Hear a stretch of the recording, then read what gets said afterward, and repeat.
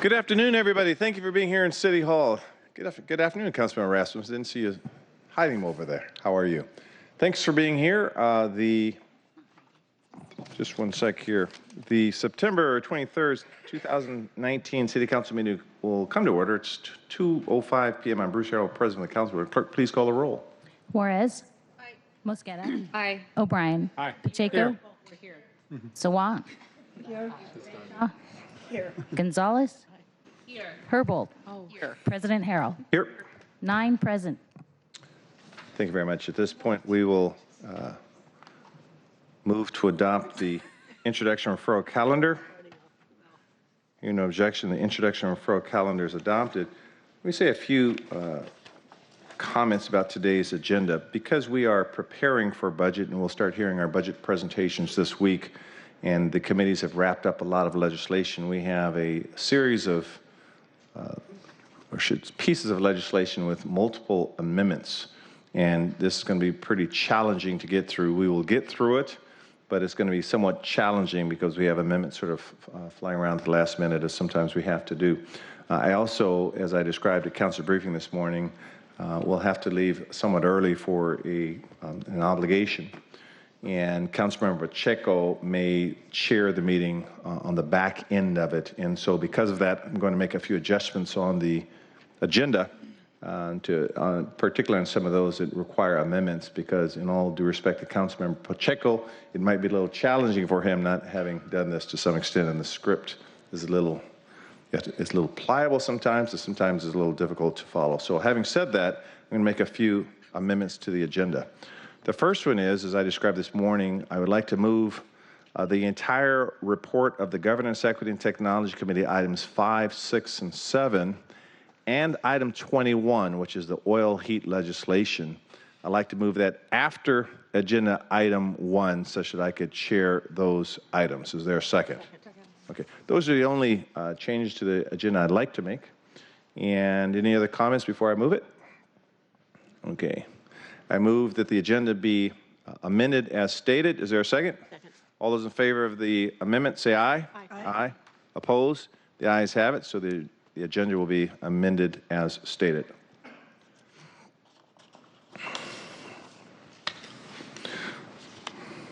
The minutes of the September 9th, 2019 City Council meetings have been reviewed, and if there's no objection, the minutes will be signed.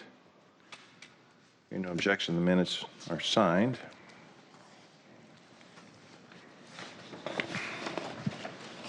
Presentations, we have several presentations this afternoon, and so I'll just call the presentations out in the order with which they were presented to me. The first one is actually going to be, many of us attended the mayor's address on the budget to 2020 budget, and as part of the sort of the protocol of the procedures that should be presented to the full council. So first, I'd ask that Deputy Mayor Mike Fong please come to the podium and hand the mayor's address on the proposed budget, and you're welcome to say a few words if you like. Great. Council President Harrell and council members, earlier today, Mayor Durkan delivered a special presentation of the proposed budget address at Franklin High School. We were pleased to have many of you in attendance. Thank you. It's now my pleasure to formally deliver to you the mayor's proposed budget message in compliance with Article 5, Section 6B of the City Charter. And here are copies. And hard copies have also been delivered to your offices. And thank you for your time, and we look forward to working with all of you through the budget process. Thank you, Deputy Mayor. And the speech was well received. Franklin High Schools were at their best, and it was a great presentation. We also have Councilmember Mosqueda, who will present a proclamation on Nannies Day. Councilmember Mosqueda, you have the floor. Thank you very much. All right, all the nannies in the house. So thank you all for your incredible work over the last almost 2 years as we've been working to lift up the voice of nannies, of caretakers, of housekeepers, and domestic workers. As you all know, we've been in a lot of conversations over the last few years with the Seattle Nanny Network, the Nanny Collective, Seattle Domestic Workers Alliance, and Working Washington, the We Dream in Black Coalition, and so many others who helped us last year pass the first ever nationwide city-level Domestic Workers Bill of Rights. And today builds on that momentum. We have the opportunity to present the Seattle Nanny Day Proclamation. Thanks to the Mayor Durkan, and to Kelsey Nyland from her office for the leadership in collaborating on this effort with community partners in our office. Today's proclamation is timely for many reasons, not to mention the fact that at the national level, we have the National Domestic Workers Bill of Rights that our very own Congresswoman Jayapal is continuing to champion, and many folks in the audience have been working to elevate that at the national level. But we also know that this is continuing on the win of last year's Domestic Workers Bill of Rights, which was championed by nannies here in Seattle, and mostly women and people of color, who brought this issue forward to us through community organizations and to really sat at the table and helped us draft the policy. We're also excited to bring this proclamation forward today because this is a global effort across our country and across the globe. People are calling for September 22nd through September 28th to be recognized as National Nanny Recognition Week. We are honored to be part of that effort with the cities across the United States, Europe, and Australia, for example. And third, we just heard a budget briefing that now is the time to make sure that we're investing in thriving economies. And it is nannies who make the city run, nannies who help to make sure that others can go to work, nannies who especially help women come and rejoin the workplace and make sure that children have the care and support they need to grow up, to be smart, to be healthy, and to be fierce and independent like many of our nannies are. I'm really excited to be presenting this proclamation, and I'd like to read a few whereases, Mr. President. Please do.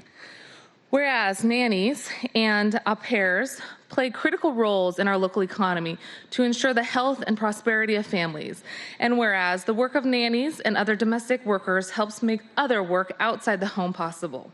And whereas despite the important role of domestic workers in the household and the overall economy, domestic work is still not recognized as protected work by the state or federal government, which we will change. And whereas in the United States, nannies have historically been exempted from most laws governing insurance, collective bargaining, protections from discrimination and harassment, and other labor standards. And we are changing that. We have included in our city's Domestic Worker Bill of Rights a quasi-bargaining table to make sure that nannies and their hiring entities have an opportunity to sit at a table and to talk about future labor protections beyond the minimum wage, rest breaks, protection from retaliation that we've included in last year's bill. And we're also continuing to recognize and honor their work through this proclamation today. Mr. President, we have a few folks who are here that would love to speak to this issue and accept the proclamation. We have Maria Solis, Sandra Holton, Laura Gonzalez, and Molly McKeown, potentially among others. And at this time, I'd love to present the proclamation, if I may, Mr. President, and honor their work. No objection. We'd like to suspend the rules to hear from our guests. Seeing no objection, the rules are suspended. Thank you very much, Councilmember Mosqueda.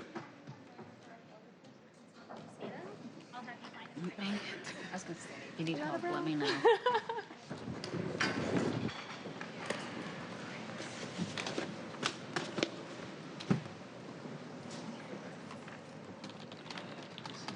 All right. Oh, council, yay! One, two, three. Excellent. Congratulations. You're welcome to speak up there.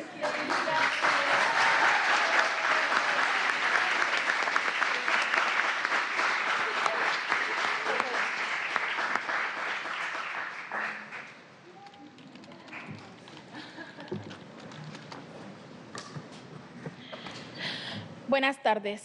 Soy María Solís de Robles. Gracias a la alcaldesa Durkan y a la consejera Mosqueda y a los miembros del Consejo de la Ciudad de Seattle. Gracias por hacer hoy, 23 de septiembre, Seattle Nanny's Day. Esto significa mucho para nosotros. En nombre de las niñeras queremos agradecer la aprobación de la ordenanza de las trabajadoras del hogar que el año pasado entró en vigencia y el 1 de junio se hizo realidad. Está teniendo un gran impacto entre nosotros, en todos nosotros.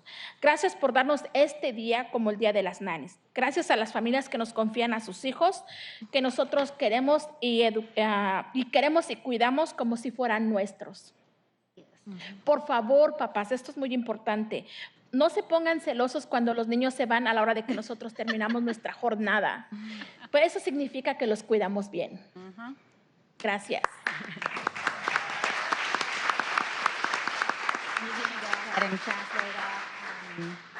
Hi, my name is Maria Solis de Robles. Thank you, Mayor Durkan, Council Mosqueda, and the members of the Seattle City Council. Thank you for making today, September 23rd, Seattle Nanny Day. Woo! This means a lot to us. On behalf of the nannies in the city, we want to thank you for the domestic workers ordinance that went into effect on July 1st, but there is still work to be done. This law is already having tremendous impact on our lives, so we thank you. Thanks to the families that trust us with their children to take care of and love as if they were ours. Please do not be jealous that the children sometimes cry at the end of our day. That only shows the good work we do and how much we love them. Thank you.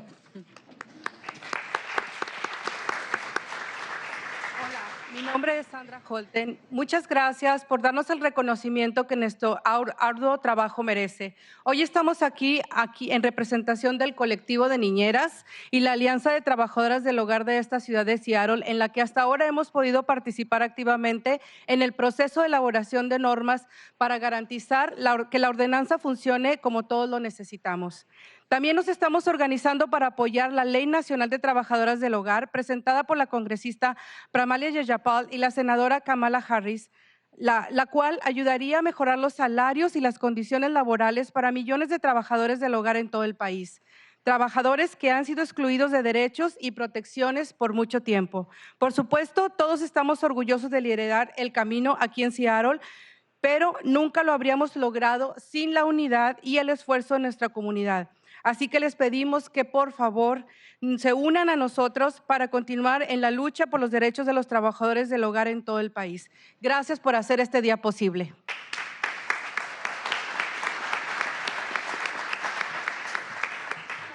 My name is Sandra Holton. Thank you very much for giving us the recognition that our hard work deserves. Today, we're here on behalf of the Seattle Nanny Collective and the Seattle Domestic Workers Alliance, that so far we have been able to actively participate in the process of developing standards to ensure that the ordinance works as well as we need.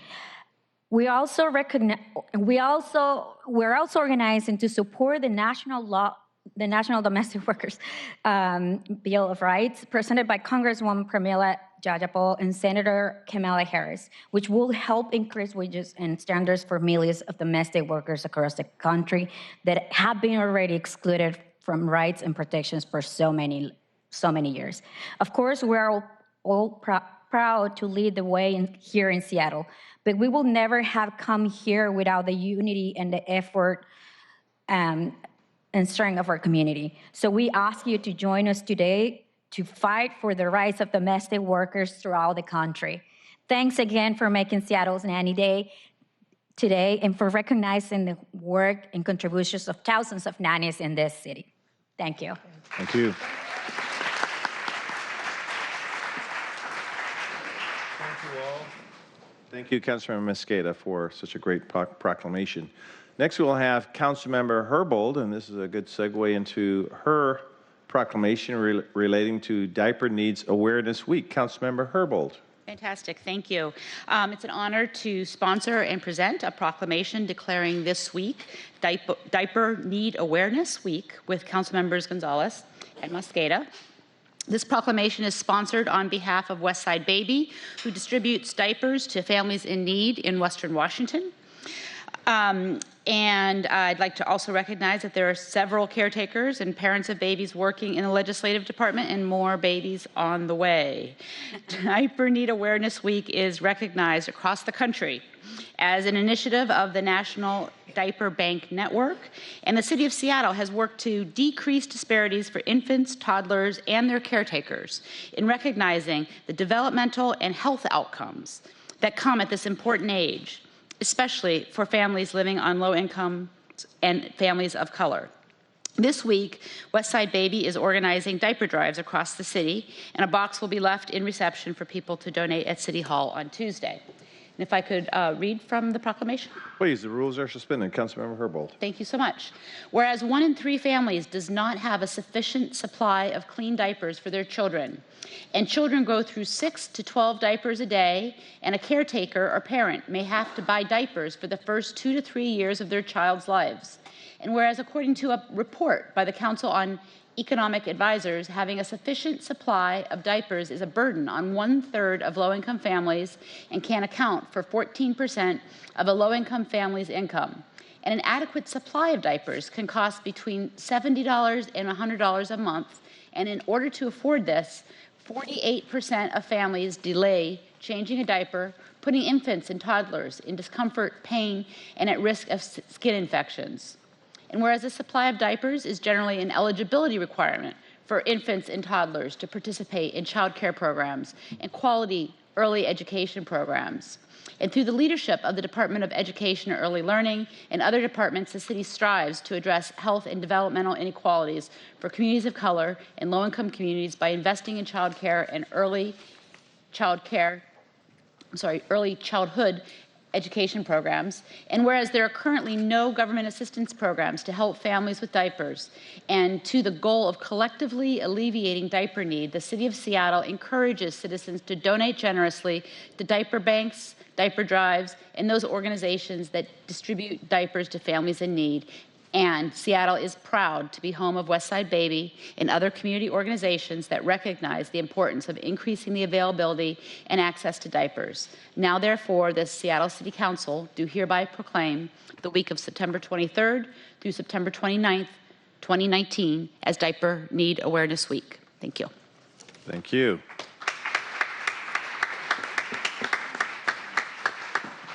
Rules are suspended. We'd love to hear from anyone if they'd like to present.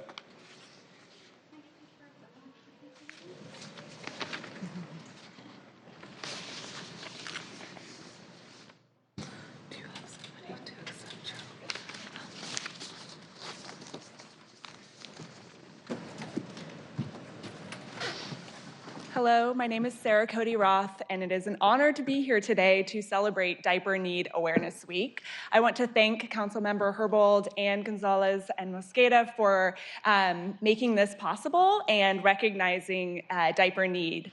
In the city of Seattle, it may come as a shock that 16% of families in the city of Seattle struggle to afford enough diapers for their families, for their children. In some communities within the city of Seattle, that number is as high as 75%.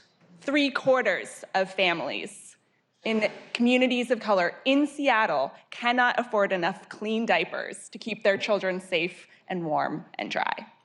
As was mentioned, diapers are a critical basic need during a child's early development.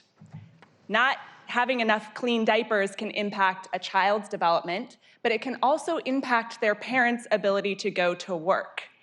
It can, we know from recent studies, make it hard for up to 3 in 5 parents to go to work and have to miss work within a month because they don't have enough clean diapers to leave at daycare.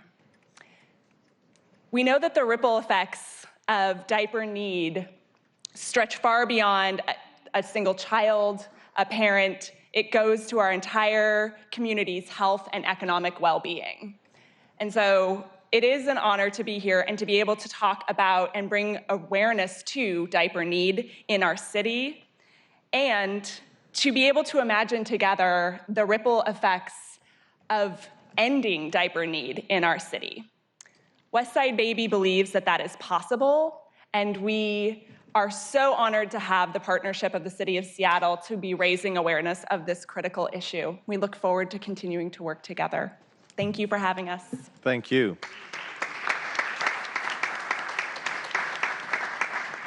Next proclamation will be presented by Councilmember Sawant, presenting a proclamation relating to standing with Kashmir. Thank you. Thank you, President Harrell. I would like to read the proclamation and then offer it to our committee members, and they would like to say a few words. Absolutely. Community members, I'm presenting a proclamation designating tomorrow, September 24th, 2019, to be Stand with Kashmir Day.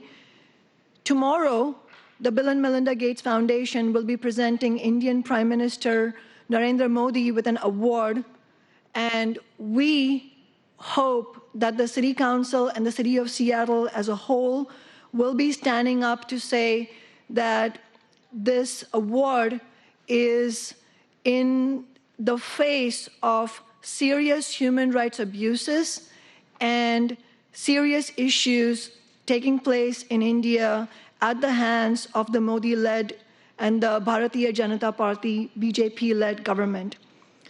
Modi has built a political career on racism, religious discrimination, and scapegoating. And the whereas clauses of the proclamation will go more into it, but I just wanted to say very quickly the timing of this proclamation. Last month, the Modi government unilaterally ended any vestiges of Kashmiri independence, sending in thousands of troops in an occupation, closing communications in and out of the region, and arresting elected political leaders. Many South Asian activists and organizations in the Seattle region, some of whose representatives are here with us today, and I thank them for it, have opposed the occupation of Kashmir and have objected to the Gates Foundation giving Modi this award in this context. And I wanted to say on a personal note, having grown up in Mumbai and having seen firsthand some of the destruction and violence and atrocities that are being carried out by the capitalist imperialist government, like anywhere else, India is not unique. Let's not make Orientalist arguments about this, but the fact is that injustice anywhere is an obstacle to justice everywhere, and that is why it is important that we are all, as South Asian community members in the Seattle region, speaking out together. A proclamation from the Seattle City Council, Stand with Kashmir Day.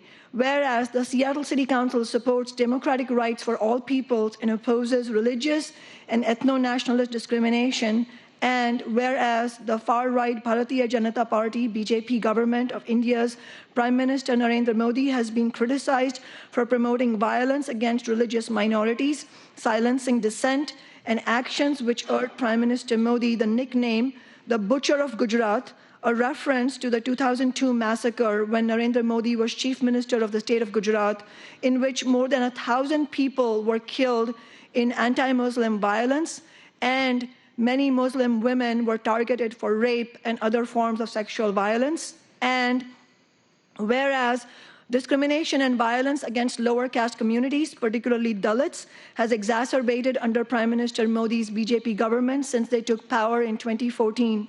And whereas on August 5th, 2019, the Modi-led central government abrogated Article 370 of the Indian Constitution, which had guaranteed Jammu and Kashmir's status as a semi-autonomous state and expanded military occupation of the state with thousands of troops. And whereas Kashmir has been placed under communications lockdown and political leaders have been detained, and whereas in August, India published an updated National Register of Citizens requiring nearly 2 million people, mostly Muslim, to prove their Indian citizenship or face detention at mass detention camps.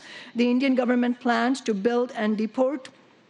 And whereas the Gates Foundation, based in Seattle, announced plans to present Prime Minister Modi an award for the Swachh Bharat Abhiyan, or Clean India Mission, on Tuesday, September 24, 2019. And whereas Stand with Kashmir, API Chaya, Seattle South Asians for Black Lives, the Council on American Islamic Relations, the Pakistan Association of Greater Seattle, Sikhs for Justice, and Voices for Freedom have opposed Modi receiving this award. And whereas the City Council believes that the award is inconsistent with Seattle's status as an inclusive, open city that is welcome to Indian, Pakistani, and Kashmiri communities of all castes and religions. Now, therefore, the Seattle City Council proclaims Tuesday, September 24, 2019, Stand with Kashmir Day.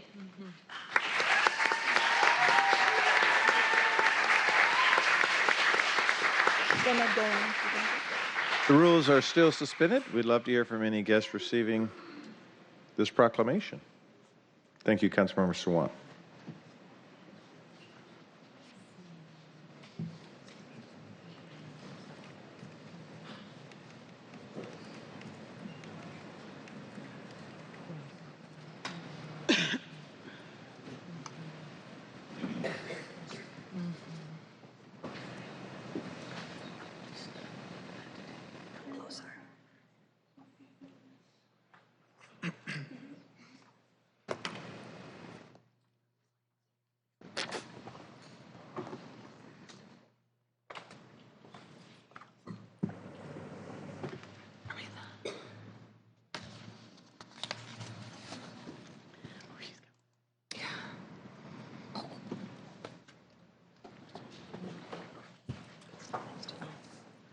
See?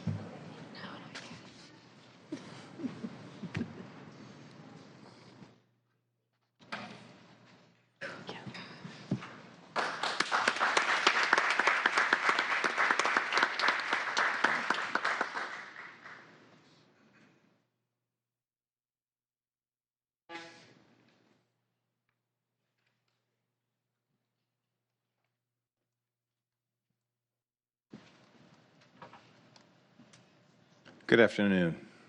Hi. You'll have to excuse my very damaged vocal cords. Hours of protesting will do that to you. Modi's award from the Bill and Melinda Gates Foundation is completely counterintuitive. While we continue to read, watch, and listen to the horrors that have been occurring in Kashmir for the past 51 days, the Bill and Melinda Gates Foundation's decision to give the fascist tyrant that is Narendra Modi a humanitarian award makes less and less sense. As we all know, Modi is responsible for the recent deployment of tens of thousands of Indian troops into Kashmir, the siege of 8 million Kashmiris, and the recent detainment of over 40,000 young men and boys. How can an organization led by humanitarians give an award to such a man?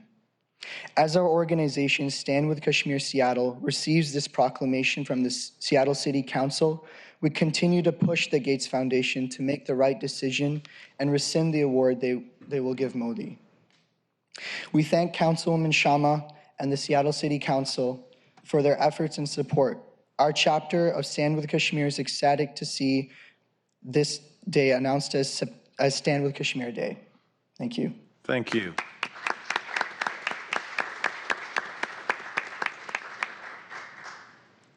Hi, my name is Priya Nair. I am a community organizer at API Chaya. I would like to read. API Chaya is dedicated to supporting survivors of sexual violence and domestic violence.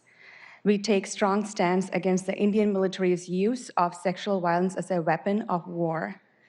Recognizing the intersections between interpersonal and state violence, API Chaya is dedicated to ending all forms of violence and oppression. In this context, we demand the Gates Foundation not honor Narendra Modi. Under his administration, the Indian government stands against the foundation's core belief that all lives have equal value. His development work is overshadowed and undermined by injustice and violence against marginalized communities. I would like to thank Councilmember Shama Savant and the rest of the council for making this happen. Thank you. Thank you.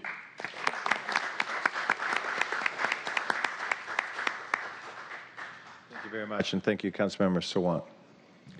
And our last proclamation will be presented by Councilmember Pacheco for a proclamation supporting Sandra Archibald. Councilmember Pacheco.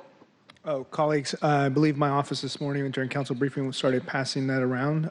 Dean Archibald Sandra Archibald is the dean of the UW Evans School, and she is retiring. So I will be presenting it to her at her official retirement party later this week. Thank you very much. And it was presented, I believe, fully signed. Thank you very much. Thank you. Okay. So at this time, we'll take public comment on items that appear on today's agenda or our introduction and referral calendar or our 2019 work program. We have about 30 pieces of legislation today, many of which have amendments which will require some discussion. We have 3 pages of sheets, and so unless there's objection from the dais, I'm going to take the comment period down to 1 minute so we can hear from as many people as possible. And I'll start off with Elizabeth Burton, who's first, and then Patience, who is second, and Allison Eisinger, this third. 1, 2, and 3. And Patience, if you don't mind, you could come to this mic, and then Elizabeth, you could start in the middle, and we'll keep both microphones in play here. Thank you. Council members, hello. I'm Dr. Elizabeth Burton, speaking on behalf of the Seattle chapter for People for Climate Action. Countywide, our organization has approximately 500 members. I'm here to testify about the heating oil ordinance, which we are in favor of. As Greta Thunberg has said, our house is on fire. The climate crisis is an emergency, and in order to put it out, we need to stop burning fossil fuels. This ordinance is a necessary and appropriate step in that direction. It not only reduces carbon emissions, it does so in a way that helps our financially vulnerable citizens, those with the lowest incomes. For the sake of future civilization, Seattle's transition off of fossil fuels is not optional.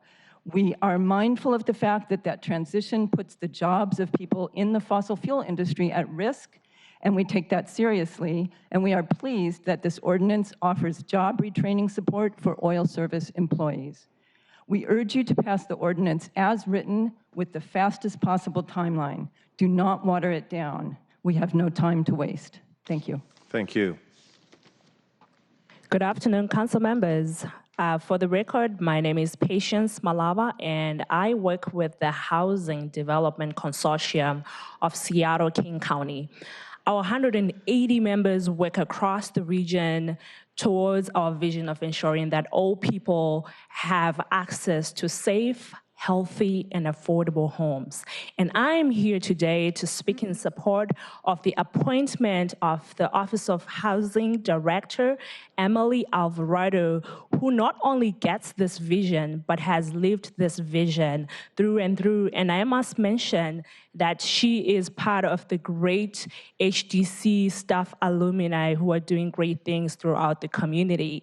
Emily is someone with a bold vision for housing. She has been in front of the biggest housing issues in the city. And as the affordable housing community, we are thrilled to see this appointment.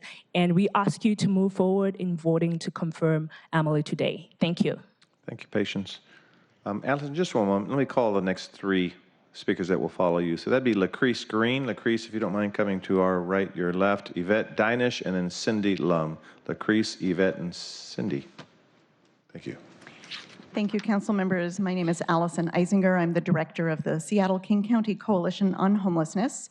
We educate, advocate, and organize for safety, housing, and justice, and an end to the crisis, which of course means that we're deeply interested in who becomes the next director of the City of Seattle Office of Housing. So I'm here to speak in warm support of your confirmation of Emily Alvarado. Emily and I have known each other for about 10 years, and I have the email trail to prove it. And I went back and looked at my emails and found all kinds of interesting subjects of dialogue. Just a few key reminders that I gleaned that I want to lift up here. She's very smart. She talks very fast. She knows how to listen. She is immersed in the details of policy, and she will read you in, but you better listen fast. She is not intimidatable. And since it is the middle of the day at work and we're talking about serious things, I'm just going to raise a symbolic cup of coffee. As a fellow New Yorker, Emily will recognize this. This is the New York City disposable coffee cup that says, "We are happy to serve you." I know that Emily will do her service for all the people of our city, including those who have no homes and whose needs have to be prioritized as we spend precious city dollars. And we are happy to work with you, Emily, as you do your service. Thank you. Thank you.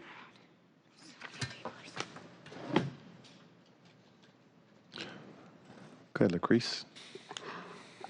Last week, the Latino men told you that our lives could roll at any time. And anyone with any judgment knows this to be true.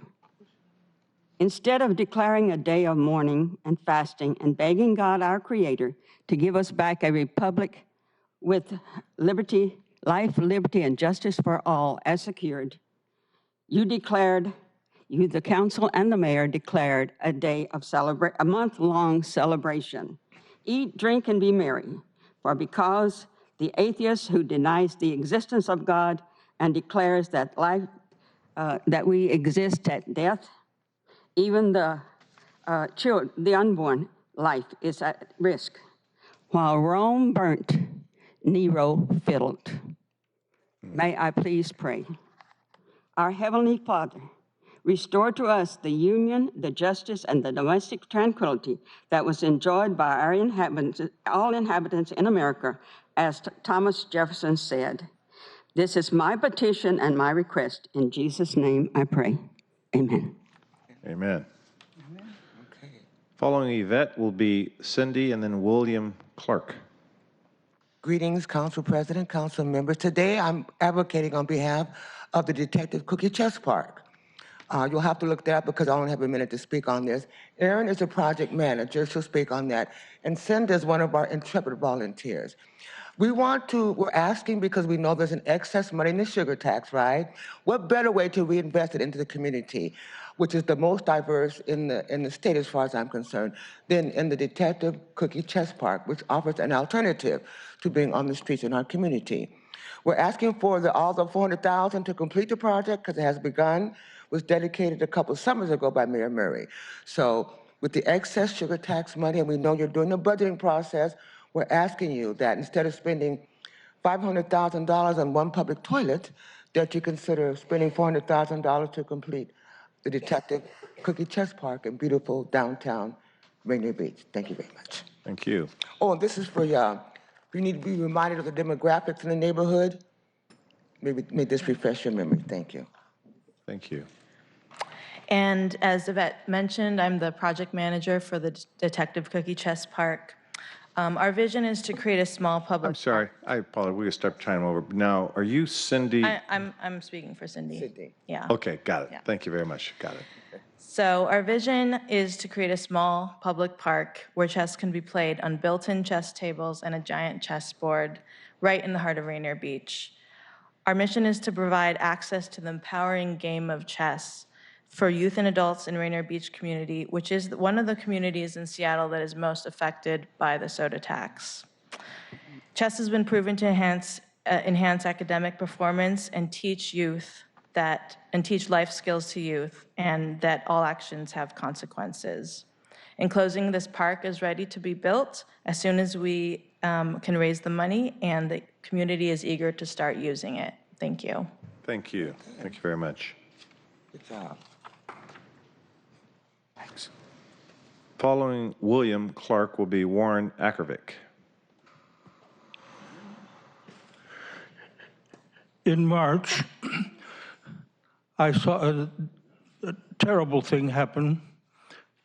I live in a retirement place, a very nice one at the foot of Queen Anne Hill, and there's this sliver of a park, maybe Seattle's smallest park, adjacent to our building.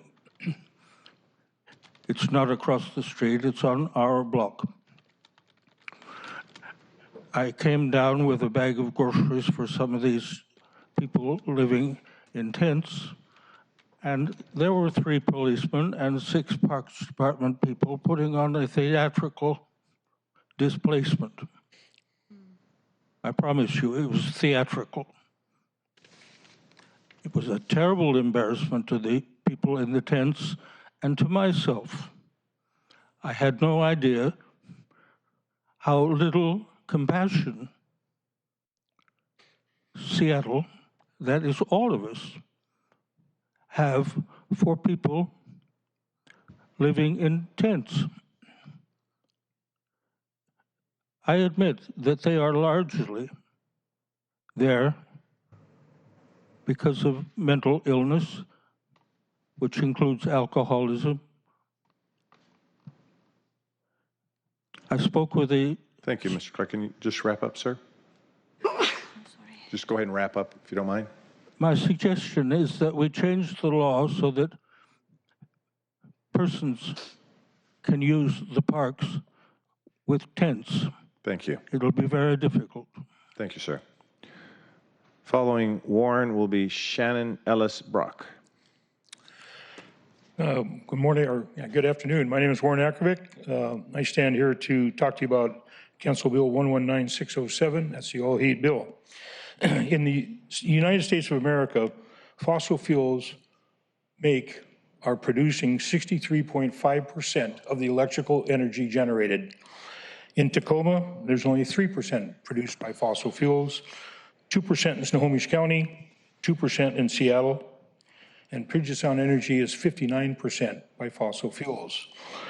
Weatherization would produce an 18% by United States weatherization board, 18% efficiency gain by going into the weatherization. By generation, by natural gas is 39% efficient. By diesel is 32% efficient. Yet we're willing to take out 80% efficient furnaces and put in generation by fossil fuels to provide extra fossil fuels. In Friday's meeting with Councilmember O'Brien, Yolanda was asked, does Seattle have enough ability to provide electrical energy? The answer was, we have enough energy to provide it for the buildings that are coming online. It was never said that we have enough electrical energy to produce for all the stuff that we want to transfer over, the stuff that we want to bring online, all the cars, trucks, bikes, motor scooters or electric scooters and everything else. I believe our electrical energy that we're going to have to produce to accomplish this, the switch over on heating oil to start with, and natural gas is not far down the line as identified by the council committee, that I think those abilities to produce that will be using primarily fossil fuels to do it. Thank you, sir. So just in the last thing to say that we could gain a lot more by reducing our amount of energy we use than trying to figure out how to just eliminate one sector of it that's efficient. Thank you. Following Shannon, well, I'll read a few names off after you. Go ahead, Shannon. Okay, sure. Thanks for being Hi, here. my name is Shannon Ellis Brock, and I am here today because the Northwest Energy Coalition asked me to come and speak. I had some reservations, so I had to do some research. Here I am. I'm with Puget Sound Cooperative Credit Union, and we have worked with the city in the past on initiatives such as the Community Power Works. We work with Seattle City Light on their ductless heat pump program, and we're in favor of the heating oil tax. I think a big concern is the middle income people, that people are worried that we'll miss the moderate income families. And I just want to remind council and people that are opposing this, there are options available. I'm not here just to tout our credit union, but there are other financial institutions that offer low-income financing options for people to switch from oil heat. Most of those programs include oil tank deconversion. And really quickly, because I have 10 seconds left, based on the research I was given, it cost about $1,800 a month with the new tax to heat a house with oil. A loan payment for a ductless heat pump is about $100 a month.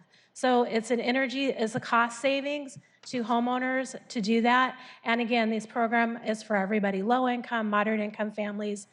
There's institutions like the credit union and others that are here to help. So thank you for your time. Thank you.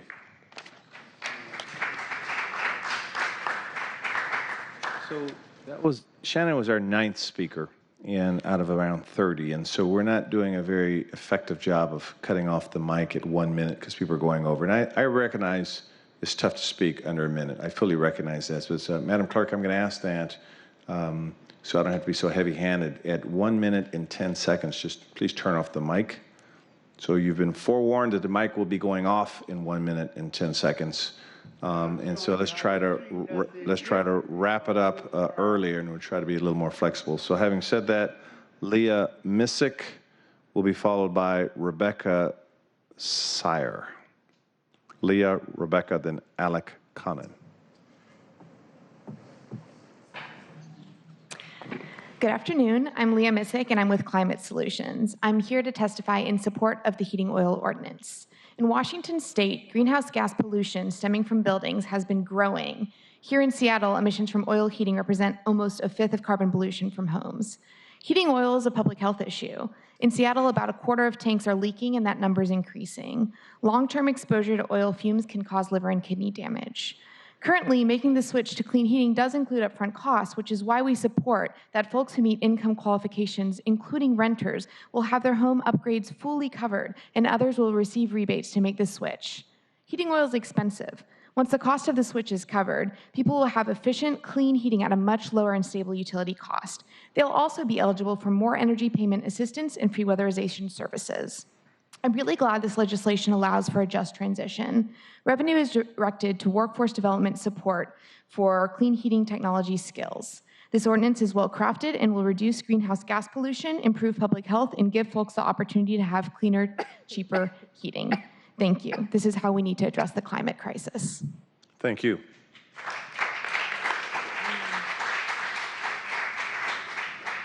Rebecca will be followed by Alec, and then Joe Wall.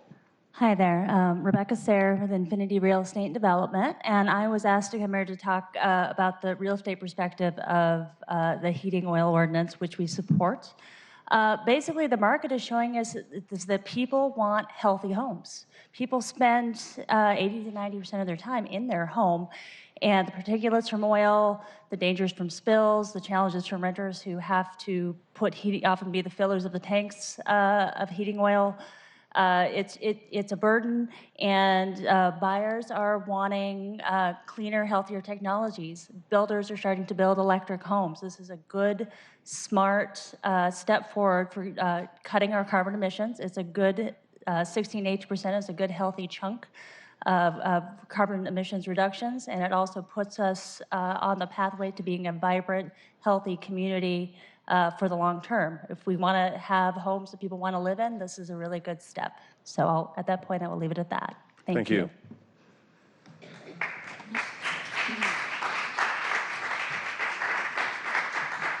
Following Alec, hold on for 1 sec. Joe Wall, do you mind taking the other mic over here, and you'll follow Alec. Afternoon, Council. I'm Alec Connon with 350 Seattle, here today to urge you to please pass the strongest possible version of the oil heating tax ordinance. As I'm sure you know, on Friday, a conservative estimate of 10,000 people marched on City Hall to demand bold and immediate climate action, and thousands of them were young people. I was involved partly in organizing that, and I was blown away by how many of those people were young people. And while I certainly can't speak for those 10,000 people, I don't think it's a wild thing to say that every single one of them would be deeply alarmed to find out that this council was considering delaying the implementation of this ordinance, and that this council had been asked to extend the deadline by which we would phase out climate-wrecking, health-damaging fossil fuels from our energy mix. So with that said, I'll just wrap up by saying, please honor the youth leadership that we saw on Friday. Please honor our younger generation and pass the strongest possible version of this ordinance without delaying it by a single day. Thank you very much. Thank you, Alec.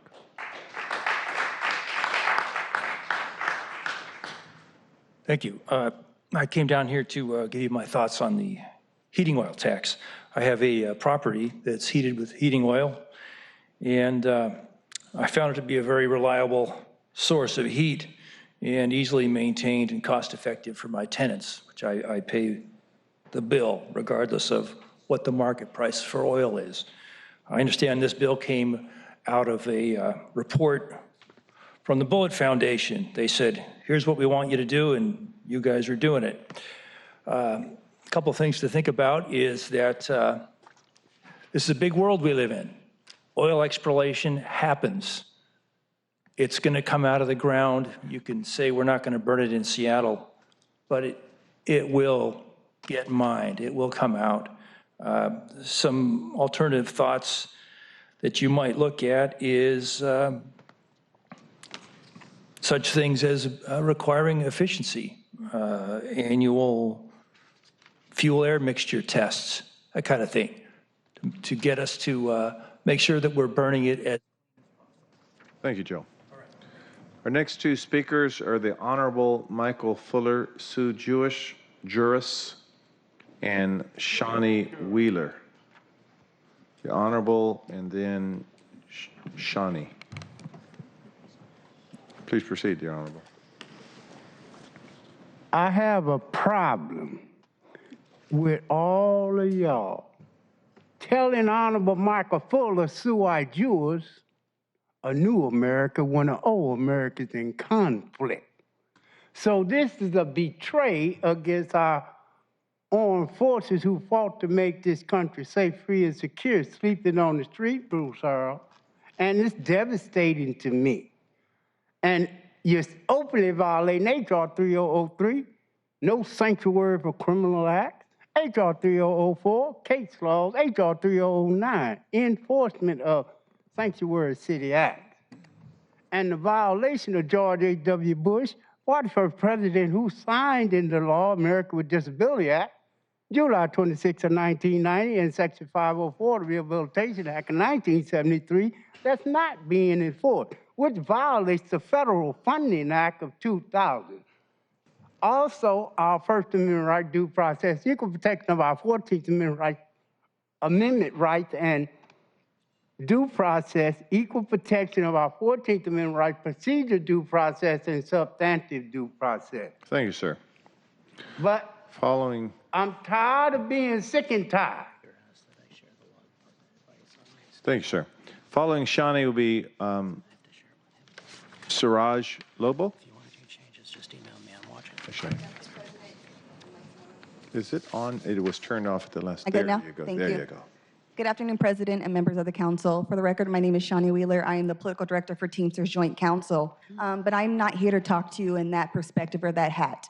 When I look at this policy and notice all of the zip codes in the surrounding areas, I think of my great-grandfather who migrated from a little town called Mineola, Texas, which does not exist today. He grew up right outside of the plantation in which his parents were slaves on, but made his way to Seattle, Washington, and built what he thought was a working, middle-class American dream, and that's in the Central District. And so when I'm looking at this policy, I don't see a win for climate justice. I see another way of Seattle to gentrify Seattle and push out communities of color and our most vulnerable. Thank you. Thank you, Shani.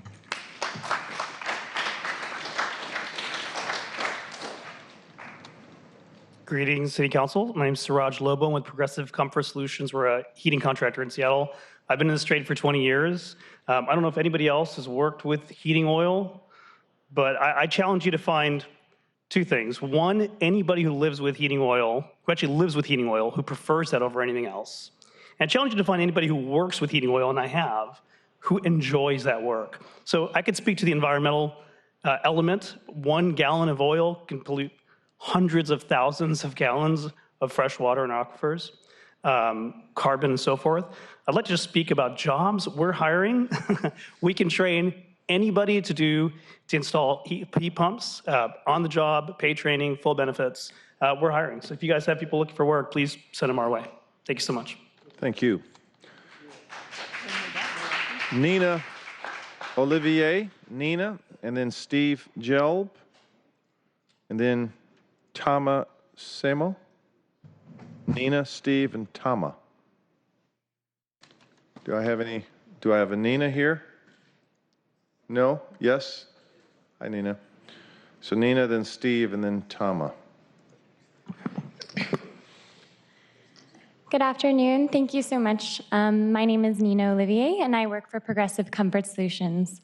I have just finished watching Greta's address to the United Nations world leaders, and I think, I'm addressing today's heating oil ordinance, and we are for it. In Greta's words, we are running out of time. We need to address these issues of fossil fuel use here in Seattle, and this is a step forward. Like Siraj, my supervisor and company owner has just said, this opportunity creates jobs and works to build communities in hopes to move towards an electrified greater Seattle, away from the use of fossil fuels. I beg you to consider this ordinance and move forward with it. Thank you for your time. Thank you. Thank you, Nina. Steve? We have Steve Gelb, and then is it Tama? Good afternoon. Hold on just a second, please. So, what is your name? Sorry. Tama. Oh, you said it's Tama? Yes, ma'am. Tama. Okay, thank you. Sorry. Susan Boyd and then Jared Moore. Go ahead, please. Thank you for being here. Good afternoon. On Friday, millions of young people around the world and thousands here in Seattle told us they are mad and scared and disappointed in our lack of strong action to fight climate change and save the planet. They called on you, our leaders, to take action to give them a future. I'm Steve Gelb, chair of Shift Zero's Building Electrification Task Force. Shift Zero is an alliance of over 30 green building, energy efficiency, and climate action organizations and businesses that have come together to support policies and programs that advance zero-carbon buildings for all communities in Washington State. You have an opportunity today to take meaningful action in battling climate change by passing the heating oil legislation without amendments. This ordinance is a critical step in addressing carbon pollution and indoor air quality in Seattle homes. It's a model policy that creates an equitable pathway for homeowners to transition from outdated, unhealthy, inefficient, and expensive oil heating systems to clean electric heat pumps powered by our carbon-free electricity. Thank you very much.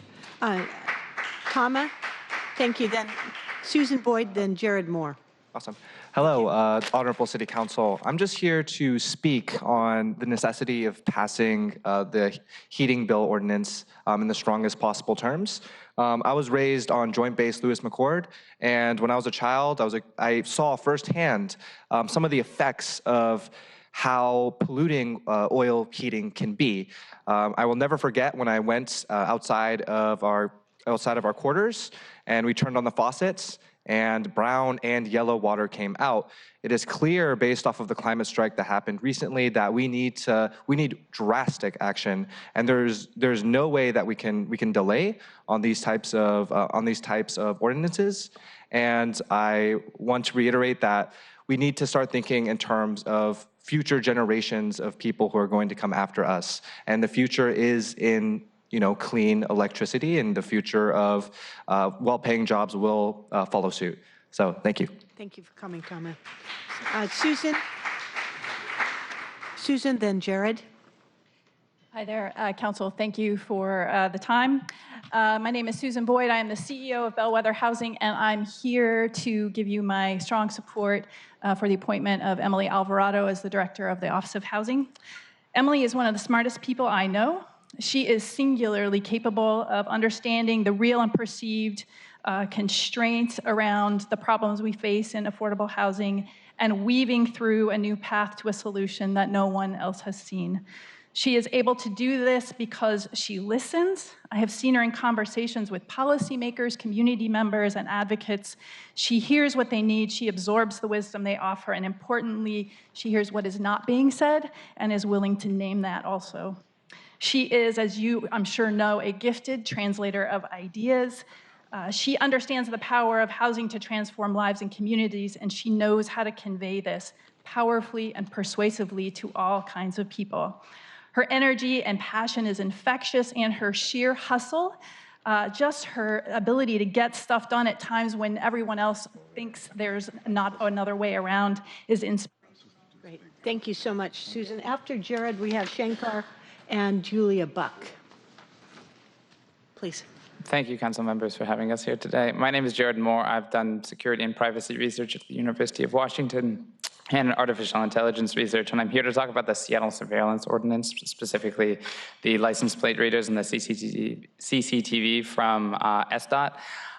There are a number of amendments which I would like to speak in favor of today, in particular the enforceability amendment.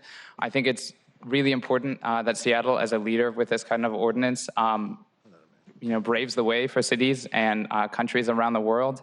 I think that's why it's going to take a little bit longer, that we're going to have a couple inches of text, as Councilmember Harrell talked about last time, and that in particular, we want to focus on the language, saying that these things don't store information, the license plate readers in particular.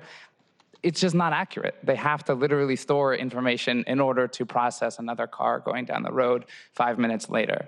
It's that sort of specificity of language that I and many other people would like to see in what we pass today. So thanks a bunch. Thank you, Jared. Shankar. Good afternoon, Council. Shankar Narayan from ACLU of Washington, seconding Jared's comments to support the strengthening of the amendments today. I'd like to remind the Council that this ordinance is really about protecting vulnerable communities from the impacts of technology, and that the technology we're talking about, license plate readers, is one where ICE has already come knocking on the doors of local jurisdictions to get that information for immigration purposes. And that technology, as used by WSDOT, is actually providing that exact same raw license plate data to a third-party agency with no current agreement. So WSDOT could actually provide that information to ICE today, and there would be no way to stop it. I'm not saying WSDOT will do this, but I'd like to remind you also that our Department of Licensing said the exact same thing about their facial recognition system before it was actually used to run searches for immigration enforcement. So taking a trust us approach just won't cut it anymore. Please strengthen the amendments as much as you can. Thank you. Thank you, Shankar. Please proceed. Good afternoon. My name is Julia, and I'd like to encourage the council to pass the Healthy Homes, Healthy Buildings ordinance to help shift 18,000 homes currently on oil to electric heat. I did grow up in an oil-heated residence, and while I was a child at the time, I do remember the stress and excavation that was required when our oil tank sprung a leak. I care about both atmospheric carbon and about people's exposure to indoor air pollutants. So I'd love for everyone in Seattle to be able to enjoy the temperature sensitivity, cleanliness, and lower monthly bills that I've gotten through electric heat pumps. Thank you very much. Thank you very much.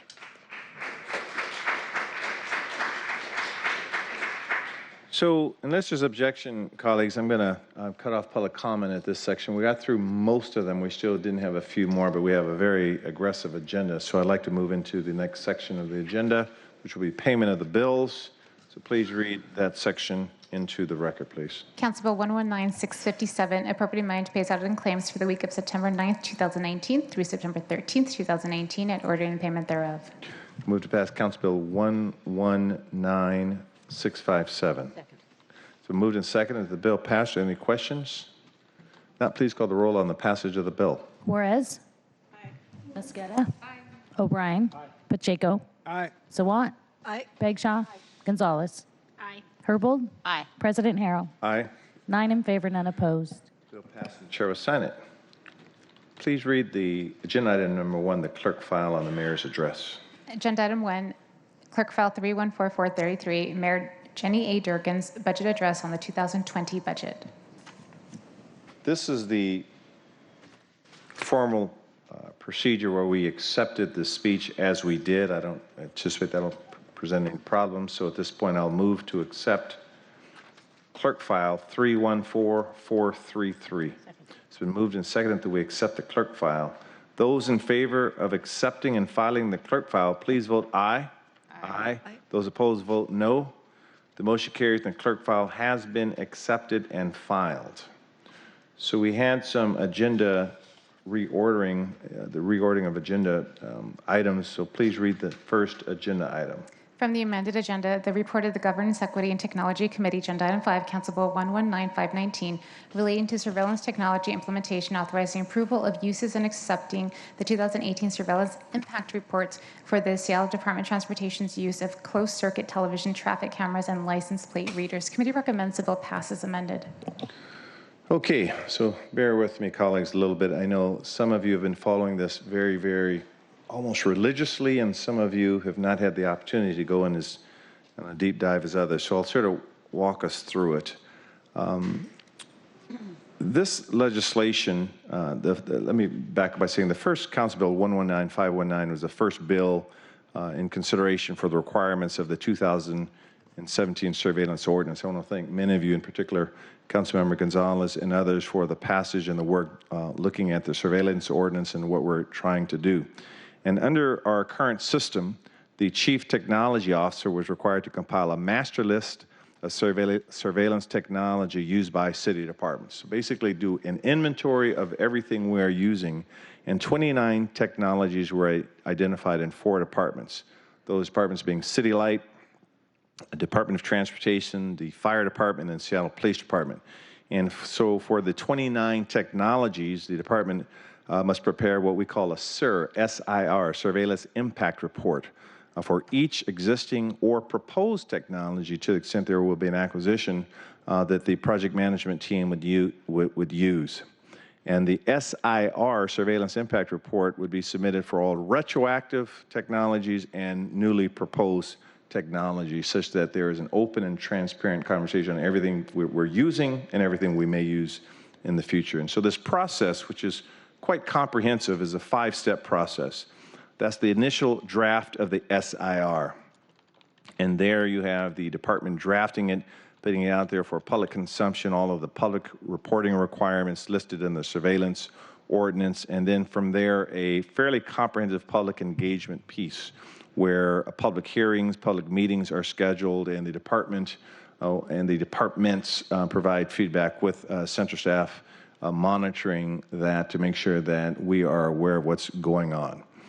There is a community surveillance working group that reviews the SIR, and they create what's called an impact assessment document addressing privacy and civil liberty concerns. And we want to thank the ACLU and Shankar in particular for his leadership, being a strong member of the community surveillance group in working on the impact assessment. And from there, the CTO, Saad Bashir, provides a response letter that sort of memorializes the working group's concerns, and there's sort of a process, a sitting down, if you will, a meeting of the minds to identify all of the privacy issues, the surveillance issue, the city's technological needs, identify all the issues that surface, and from there it is presented to the council. And that was done. That has been going on for quite some time, and I'd like the department to say it's been a labor of love, but it's been quite resource intensive for several months, if not years.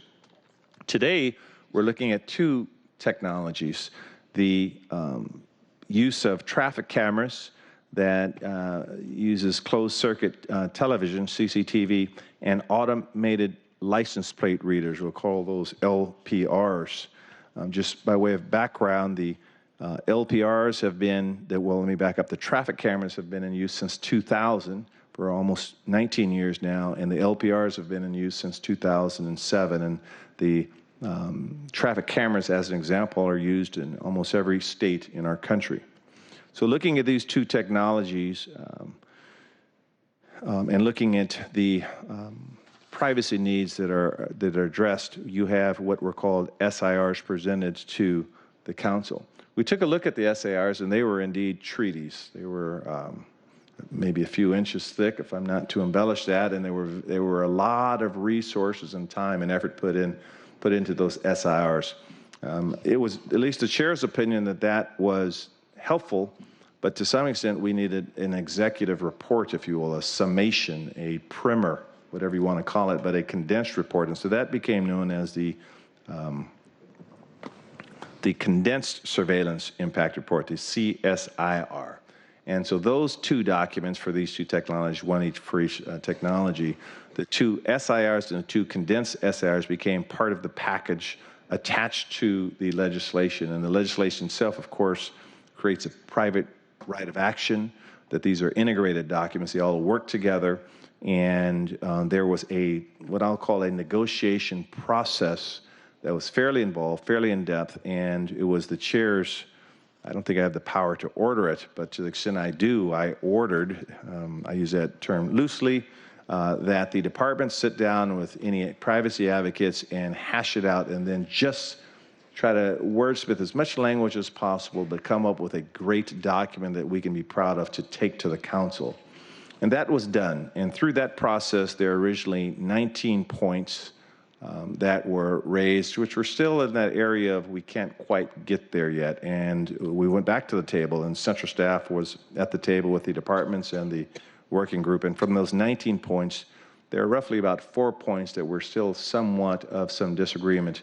And it was the chair's opinion, and I think members of the committee's opinion, that it raised significant legal issues that need to be addressed, and we need to talk about some of those legal issues in executive committee as would be appropriate when legal issues are raised. So from that process, I want to tell you that as we made several amendments at the committee table last week, and all of those amendments that the chair accepted and were voted on and agreed to by the table are incorporated in what I will call Amendment Number 11. So Amendment Number 11 addressed some concerns that Councilmember Herbold had raised, I think Councilmember O'Brien had raised, and I think Councilmember Gonzalez perhaps, but we came up with a package of amendments at the table, and those were reviewed by law and accepted. And so we have that suite of amendments ready to go, and we need a little time to harmonize those changes with the base legislation and the SIR, since they were changes to the CSIR. Sorry to use so many acronyms, and that is ready. So if we are to consider that Amendment Number 11 that encompasses the amendments made at the table, the legislation would be ripe to vote on today. Councilmember O'Brien has a series of amendments, and I'll relinquish the microphone to Councilmember O'Brien in a second. Councilmember Bryan has some amendments that, if accepted, we would still need one more week to harmonize the CSIRs with the SIRs, and so my encompassing amendment would wait, and so it would be inappropriate for me to do that until I see where we come out on the amendments. Now, let me say before Councilmember Bryan proposes his amendments that I'm not sure exactly how many there are, but I think there's 4. And I appreciate Councilmember O'Brien's, because he's got the oil heating legislation as well that he's been working on feverishly. He's been really working hard these last several weeks. So I sincerely appreciate the efforts put into what he's trying to do with this surveillance ordinance. But I will tell you that I come out not supporting them, not so much because of the substance is bad policy. In fact, I don't think the substance changes a lot, but there was a process that was done, and we're looking at 2 technologies of 29. And this process, to me, is fundamental in doing this right as a city. And that process was to make sure that ACLU and Shankar in particular, because of his expertise in this area, really crafted and wordsmithed a piece of legislation. That's a healthy process, that's a public process, and that was done. And my impression now is that that was sort of a deal, and that's how we're going to have to move forward when working with communities. And the language now that is, my understanding, was agreed upon during that process by Shankar and others is what we are revisiting now. And one could argue that's still part of the process, but I will tell you, with 27 more technologies to go, that will erode the city's ability to come up with meaningful policy, because we could wordsmith this forever. And I will share with you that these 2 technologies, one has been around for 19 years, one for 12 years, that this is a retroactive view. And if we are to negotiate with communities and experts and come up with agreed upon language, and let's have a good process. And so so that's my record on looking at these amendments.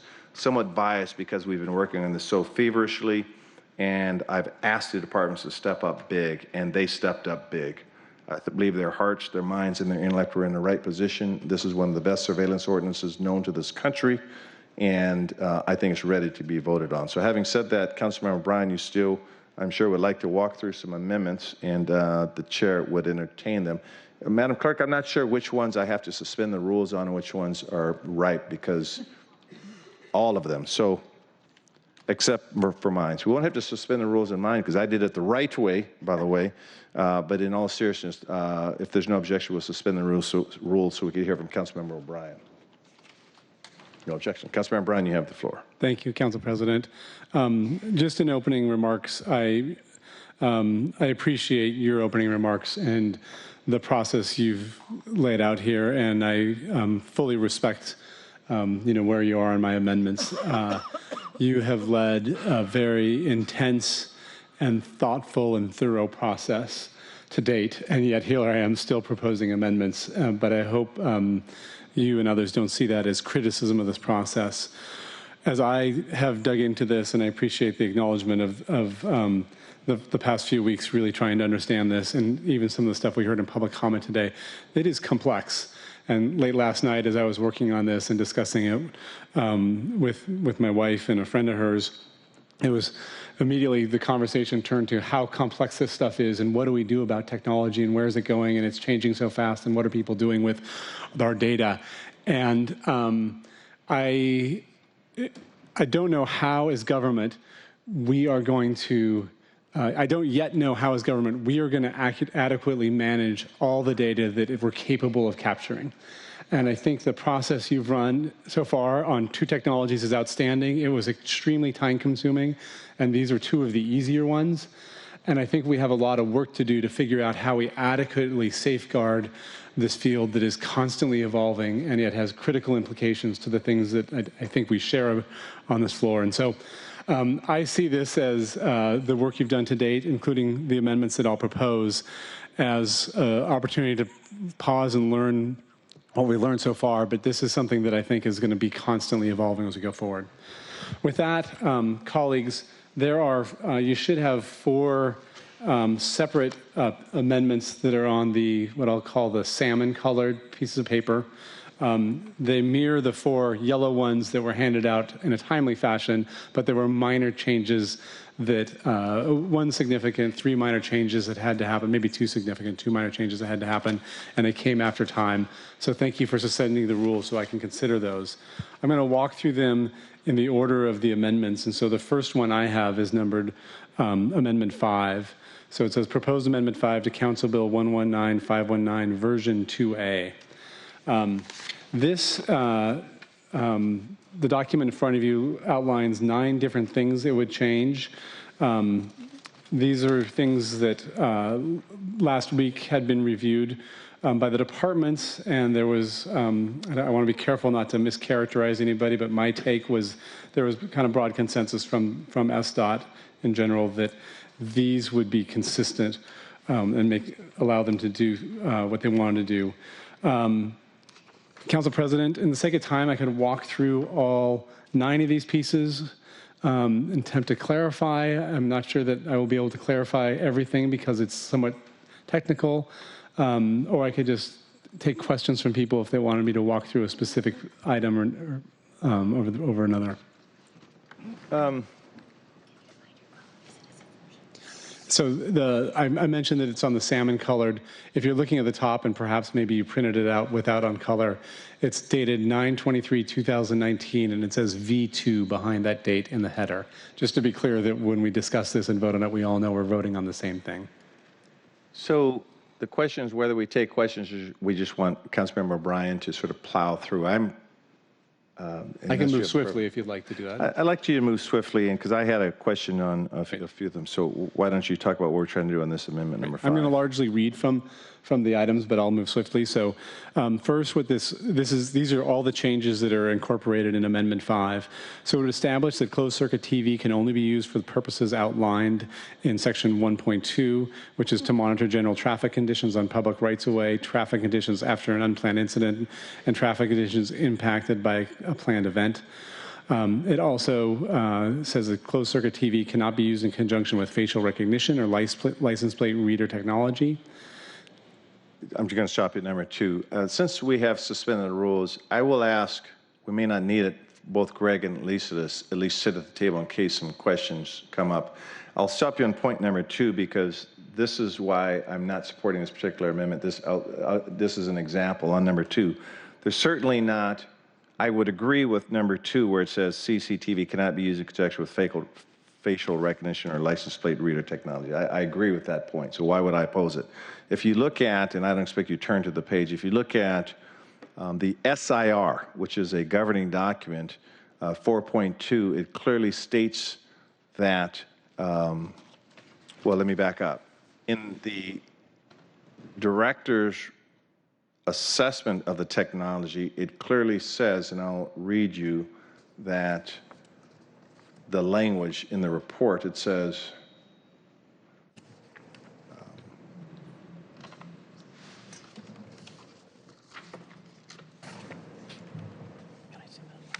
facial recognition technology is not in use at the Department of Transportation. Should it be considered in the future, the surveillance ordinance specifies that any material or substantial changes to the current camera technology will be subject to the surveillance ordinance and require another SIR process. So let me just tell you what that says in the document already, that they're not using it, and should they use it, another SIR would be triggered. So when I see that, and there are other sections 4.2 in the SIR on page 23 where it clearly says exactly what this technology is to be used for, which is our commitment to use it only for those purposes. It says, these systems are built strictly for this purpose, and no information about the plates that are captured to create travel times is stored or used for other purposes. Now, that language was agreed upon during this first cut, if you will, because we wanted to make it clear that it's not to be used. And if it is to be used in another way, another SIR is created. So I'm using number 2 as an example of it's both redundant and not necessary. And there's some other issues embedded in some of these that, quite candidly, we've presented to you a negotiated deal. Okay. So you could go with you could either rebut number 2 or go on with number 3 if you like. Rebut it. I'll just state, I don't disagree with anything you said, Council President Harrell. The SIR itself is quite an extensive document, and my interest in putting this in the condensed SIR, which is just a 6-page document, is to highlight, to make sure that for folks that are trying to track this in the public, they may not be able to find the language that you found, and I think facial recognition software is a critically important piece of what we're doing. Again, I agree with what you said, that this doesn't add it. It was already part of it, but to highlight it in the condensed version so that it is clear that someone who may have time to read a 6-page document but not a multi-100-page document would be able to pull that out immediately. So I'll keep moving through this. Number 3 clarifies that closed-circuit TV may be used for traffic engineering studies, images used for social media traffic updates and training materials, which are all current practices at SDOT. The 4th thing it does, it authorizes longer retention of still images used for training for social media traffic updates. Just to add, again, the intent is we don't take still images from these closed-circuit TV cameras, but occasionally they will use still images, take a still image of it to post on, say, a Twitter feed that says there's an accident at this corner and show an image of it. That photo then would live on Twitter for a little longer, so it allows that to happen. Number 5, under data minimalization and retention, which is section 3.2, it clarifies that the line items A through C are the only purposes for which the system can be used, which is live stream feed of current traffic conditions, recorded video of traffic for engineering studies, or still images of traffic conditions used in training materials or included in social media updates. It restricts social media updates to the subject of traffic only. It also requires written approval of each instance of recording and retention, and that we retain that for 10 years, which is the existing city policy. Written approval is required for the recording of still images and the potential posting of social media annually. So again, if someone needs to record part of this closed-circuit TV for a traffic engineering study, they would need to get written approval to record it. They could give blanket approval to make, on an annual basis, to take still images from the closed-circuit TV to use for social media, so that every time someone wants to snap a picture for a Twitter account, they don't need to go to get written approval. So that would be a once a year, and we'd give the guidelines for that. But for the other studies, it would need, on a case-by-case basis, written approval.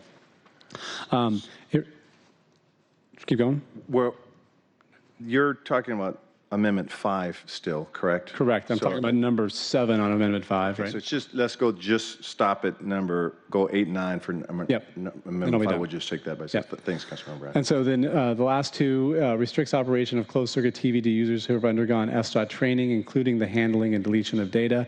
Again, making sure the folks that are using this have been trained on it. And then requires live stream broadcasts to be consistent with the condensed SIR. I am by no means nearly an expert as either Greg or Lisa, and so it's probably appropriate for my colleagues to confirm with them that what I read was not misinterpreted or misleading at all. Or maybe there's something that we need to be clarified. I want to just make sure we're open to that. So as Councilmember Bryan described all of Amendment number 5, did you want to say something, Mr. Doss? No, I was answering Councilmember O'Brien. We don't have any comment. He read it accurately. Okay. So this is why I pose this amendment, and I'll just take a vote since we have a busy day.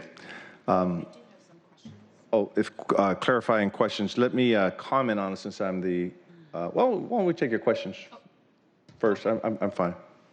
I wasn't sure what order you wanted to go to, but didn't want to miss the opportunity to ask some questions here. As the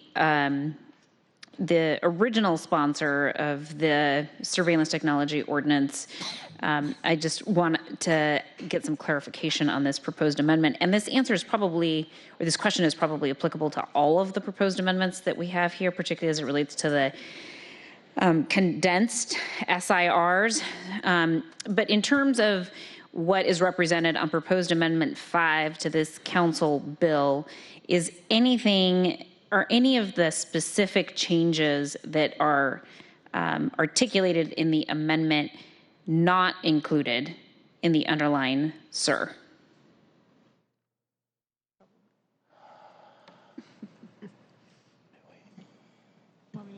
Yeah, go ahead. Lisa Kay for council staff. We haven't done a point-by-point comparison, and we expect that there would need to be some revisions made just to harmonize it. Okay. So my understanding of how this has been described, both in council briefing and on the dais, is that the condensed SIR is intended to be, in effect, an executive summary of the contents of the SIR. Did I hear the intent incorrectly, Councilmember O'Brien? No, that's my understanding too. Okay. So ordinarily, executive summaries would be completely 100% aligned with whatever the content is in the underlying document.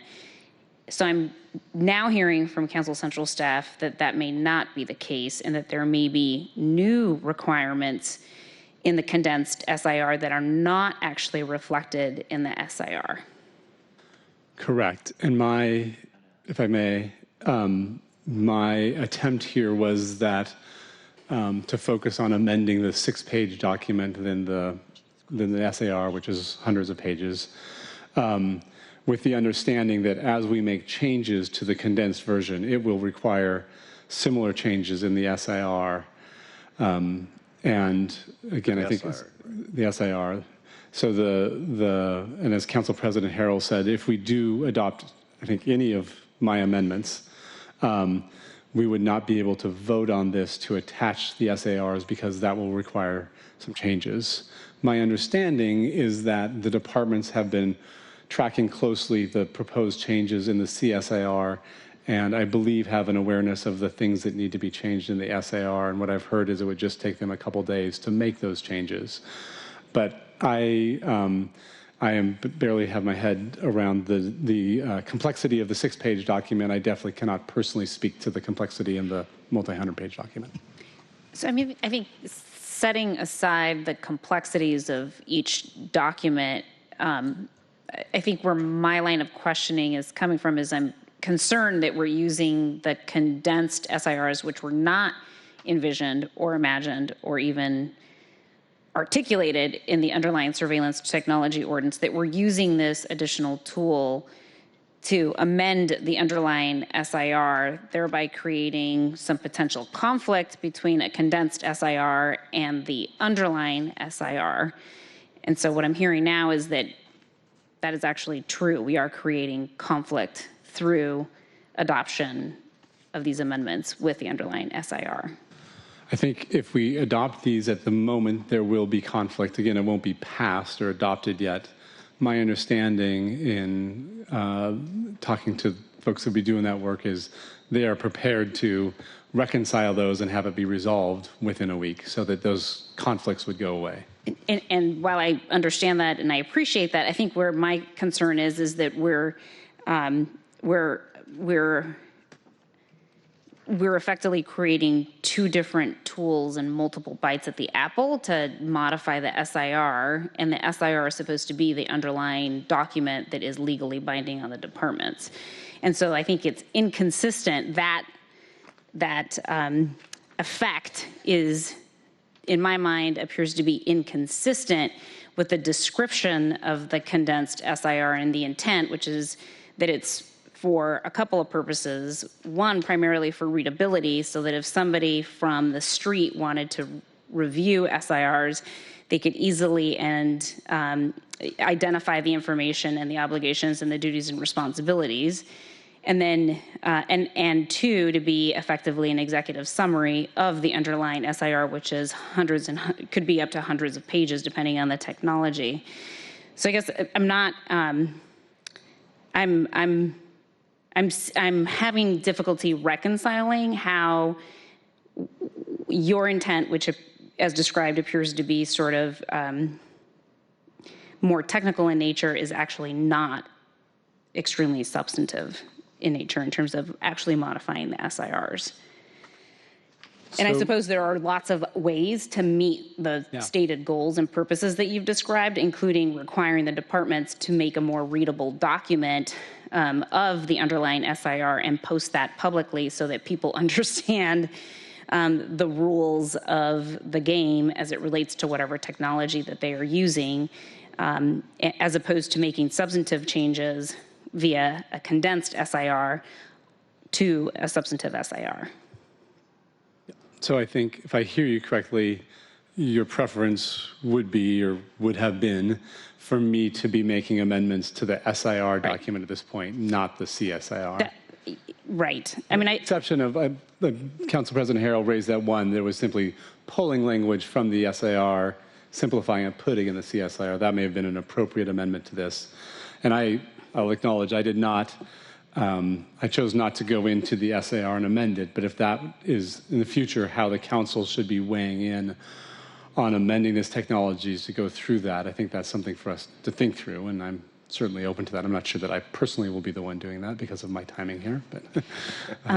Yeah, I mean, I do think that again, this is the first two technologies out of a list of dozens of technologies that a city council, perhaps not this city council, will have to consider, and we are setting precedent in terms of how we are going to set up our process and how we're going to evaluate these complex technologies and these complex policy issues. In my mind and my understanding, that underlying SIRs are legally binding documents, and they have been incorporated into the ordinance at this point. And I think that the appropriate place to make these types of amendments are in the underlying SIR. And if we are truly interested in making those SIRs accessible and digestible and understandable to the general public, then we need to impose that requirement upon the agencies utilizing those technologies to do so, rather than using condensed SIRs, which are purported to be executive summaries, as the place to do amendatory work to the underlying SIRs. Which leads me to my last question, which is, are the condensed SIRs also incorporated into the ordinance, or are these just separate and apart? Councilmember, the condensed SIRs would be attached to the ordinance and incorporated by reference, same as the regular SIRs. So now we have an SIR to track compliance with, and we have a condensed SIR to track compliance with. That's correct. And if any of Councilmember O'Brien's amendments pass today, you would not vote on the bill. You would give a week or so to the departments to be able to bring those things into harmony. And then next week you could pass it with all of them being in sync. So I think I've articulated what my concerns are so far. I mean, I really do think we have an opportunity to set up a process that is clean and crisp here. And I don't say that to insult the process that you have undergone, Council President Harrell. I just am concerned that we're going to be creating two parallel documents that in the future could be read in conflict, and thereby inadvertently create a situation where the city will be found liable or out of compliance with a surveillance technology ordinance, even though it had a meaningful good faith intent to comply with a surveillance technology ordinance, just based on the virtue that there are now two documents that may be similar but not exact in terms of the language and the requirements upon the agency. So I'm struggling with that reality if these amendments were to pass today. Thank you, Councilman Gonzalez. You've actually described why I don't support these amendments. And in all due respect, Councilman O'Brien are raising some great issues. These issues were raised, and the SIR was a 141-page document. A 141-page document that I didn't describe in my introductory remarks. It has a very significant racial equity toolkit component, an engagement and public process component, fiscal impacts opponent, questions to the SIT about what happens if employees or the departments misuse the technology, what happens to underrepresented communities if they are unfairly targeted or there's a disparate impact. That 141-page document is a lot for the layperson just to sit there and read, unless they ran out of good novels to read or something. And we then said, well, let's condense it, and that was the CSIR. And again, as the chair trying to shepherd this legislation through, I asked, are there any inconsistencies? We're talking about if one supersedes the other. To date, there were no inconsistencies. Can language be improved? Of course. In a 141-page document, it could always be improved. But it's important that with the traffic camera technology as an example, and that's why I prefaced by saying we've been using this for 19 years. We do not record. I mean, that was, I think, one person testified about how there is some recording. But if you look at the use of this technology, again, camera views are masked to prevent viewing occupants in buildings. The staff are trained, and as part of their requirements, not to zoom in on individuals or license plates. We share the information with another agency. And when it is recorded in certain, let's say there's a traffic study as an example, it is permanently deleted within 10 days. These are conditions in the SIR that we must comply with. If we violate those conditions, we're subject to a private right of action, which again is unprecedented. So I see these amendments to the CSIRs as being unnecessary and again, late, for lack of a better description. So anyway, so I'm ready to actually take a vote on amendment number 5, unless Councilmember Bryan wanted to describe it a little more. He went through the 9, but Councilmember Bryan, did you want to say any more about amendment? We're just talking about amendment number 5 at this point. No, I'll just, I'll apologize to colleagues if I should have been trying to amend the SIR instead of the CSIR. My understanding was this was the appropriate process to do it, but it sounds like there are some concerns about the strategy I used, and I didn't intend to circumvent the process. I was just trying to get my policy things in there. So, and I appreciate the apology, but you're making an argument, I'm sure, carrying the water for somebody, and those arguments were made months ago. And Central Staff, you can talk about your process you did to get us today to ready to vote. And correct me if I'm wrong, but aren't we revisiting issues that were conceded earlier in the process? I was just going to ask Councilor Central Staff to respond to that. Many of them, yes. Okay, go ahead, Councilmember Bryan. And I have 2 people in queue. I do think that some of these things is bringing language from one place to another, and we can argue whether that adds any value or not. But there are other things, such as the requirement of written approval for someone recording the CCTV or taking still images from it.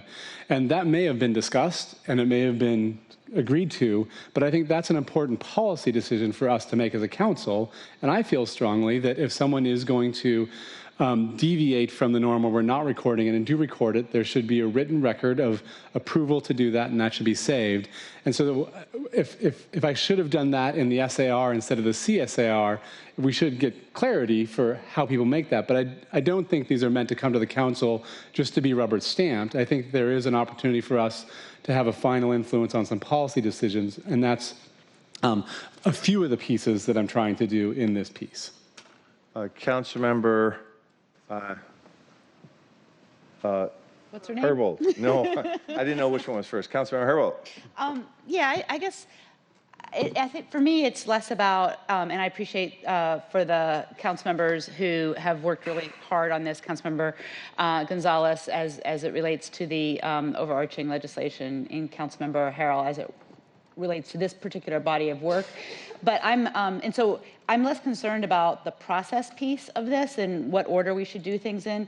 I am a little confused about the intent and what we're accomplishing. I was under the impression last week when we talked about these amendments in principle that the goal was to address a concern that the CSIRs were opening up this technology in ways that the SIRs weren't. And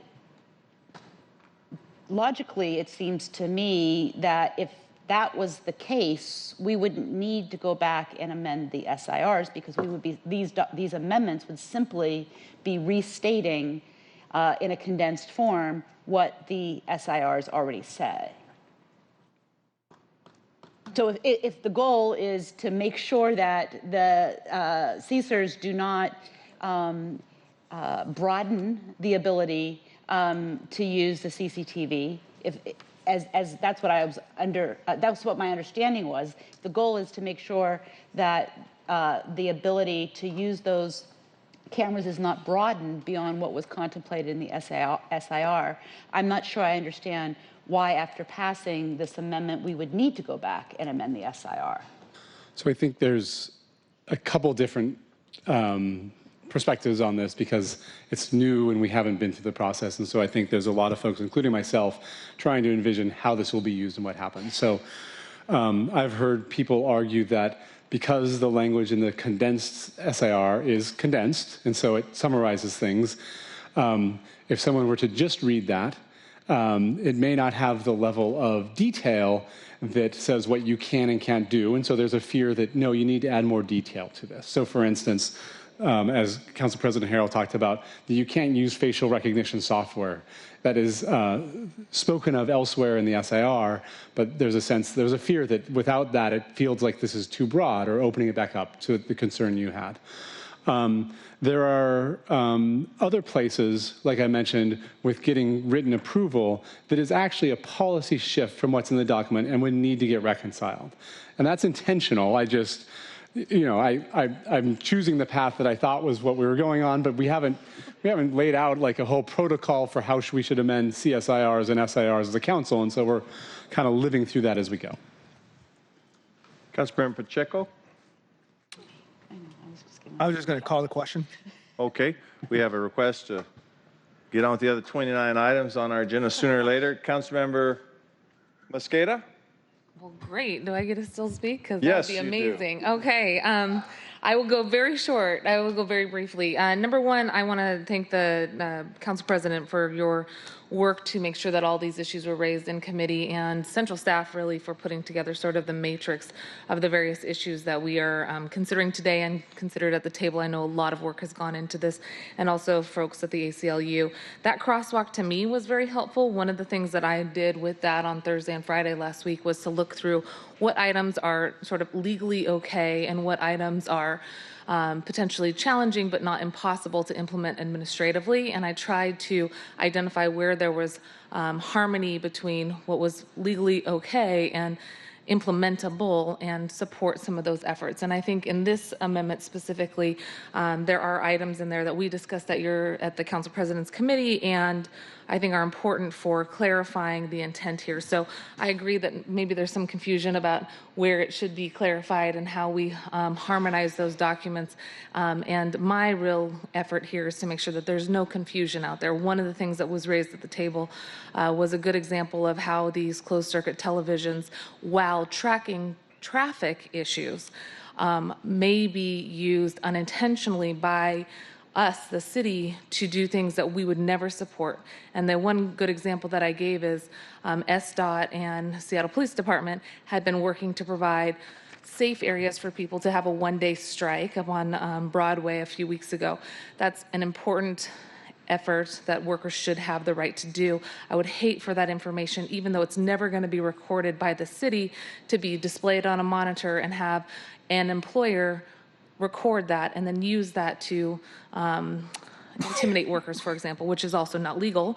But we want to make sure that we've protected our city in every way possible. And so there's some areas in there that I think we amended in your committee. I saw this amendment here as really elevating those pieces and creating greater harmony. Wanted to support it. And if this is not the right place to do that, perhaps we continue to work on it. But my intention was really to create that clarity. While it might not be legally required, I thought it was a nice, helpful way to articulate the true intent of these technologies, so there was no ambiguity in the public. And appreciate your ongoing entertainment of this conversation, Mr. President, but that's why I was going to be supportive. Thank you, Councilmember Mosqueda. So thanks for the discussion on, we're just voting on amendment number 5, okay, just to be clear. Is there any more discussion? Just amendment number 5. So Councilmember O'Brien has made the motion to amendment number. I think I probably haven't moved in Why don't second. you move amendment I'm number going to 5? I'll move Amendment 5 as described on the salmon sheet, which has the date 9/23/2019 and V2 after it. Second. And Councilmember Mosqueda seconded. So I'm going to do a voice vote and just raise your hand so the clerk could get it. All those in favor of amendment number 5, say aye and raise your hand. Aye. Aye. 1, 2. All those opposed, say no and raise your hand. No. Fails. Okay, 5. So that one fails. So we're going to move to amendment number 4. Number 4. Let's go backwards, Bruce. We're going to go to, is it amendment number 6? 6. And that's on salmon colored as well. Correct, Councilmember Bryan? That's correct. And it's version 2. Not everyone printed it on the same color page, so just want to be clear there. Colleagues, I'll try to streamline this. This is a similar set of amendments, at least a similar theme as to the one we just turned down, except it's for the other technology, the license plate reader technology. I'll walk through it really quickly if that's okay. There's only 6 items to discuss. One is it clarifies the purpose and allowable uses of license plate reader data and the resultant travel time information. It restricts the use of all license plate reader data, not just data that includes license plate numbers. It prohibits the use of license plate reader system to collect images of vehicles or occupants. It prohibits SDOT from providing data collected by the SDOT Sale Department of Transportation license plate reader system to entities other than WashDOT.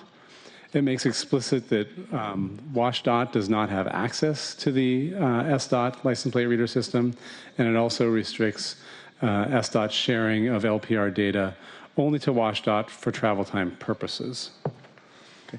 Thank you, Councilmember Bryan. And I'll just respond as one of the proposers of base legislation. The reason I'm not supporting this amendment is for pretty much the same reason I talked about earlier in the SAR and what we were trying to accomplish.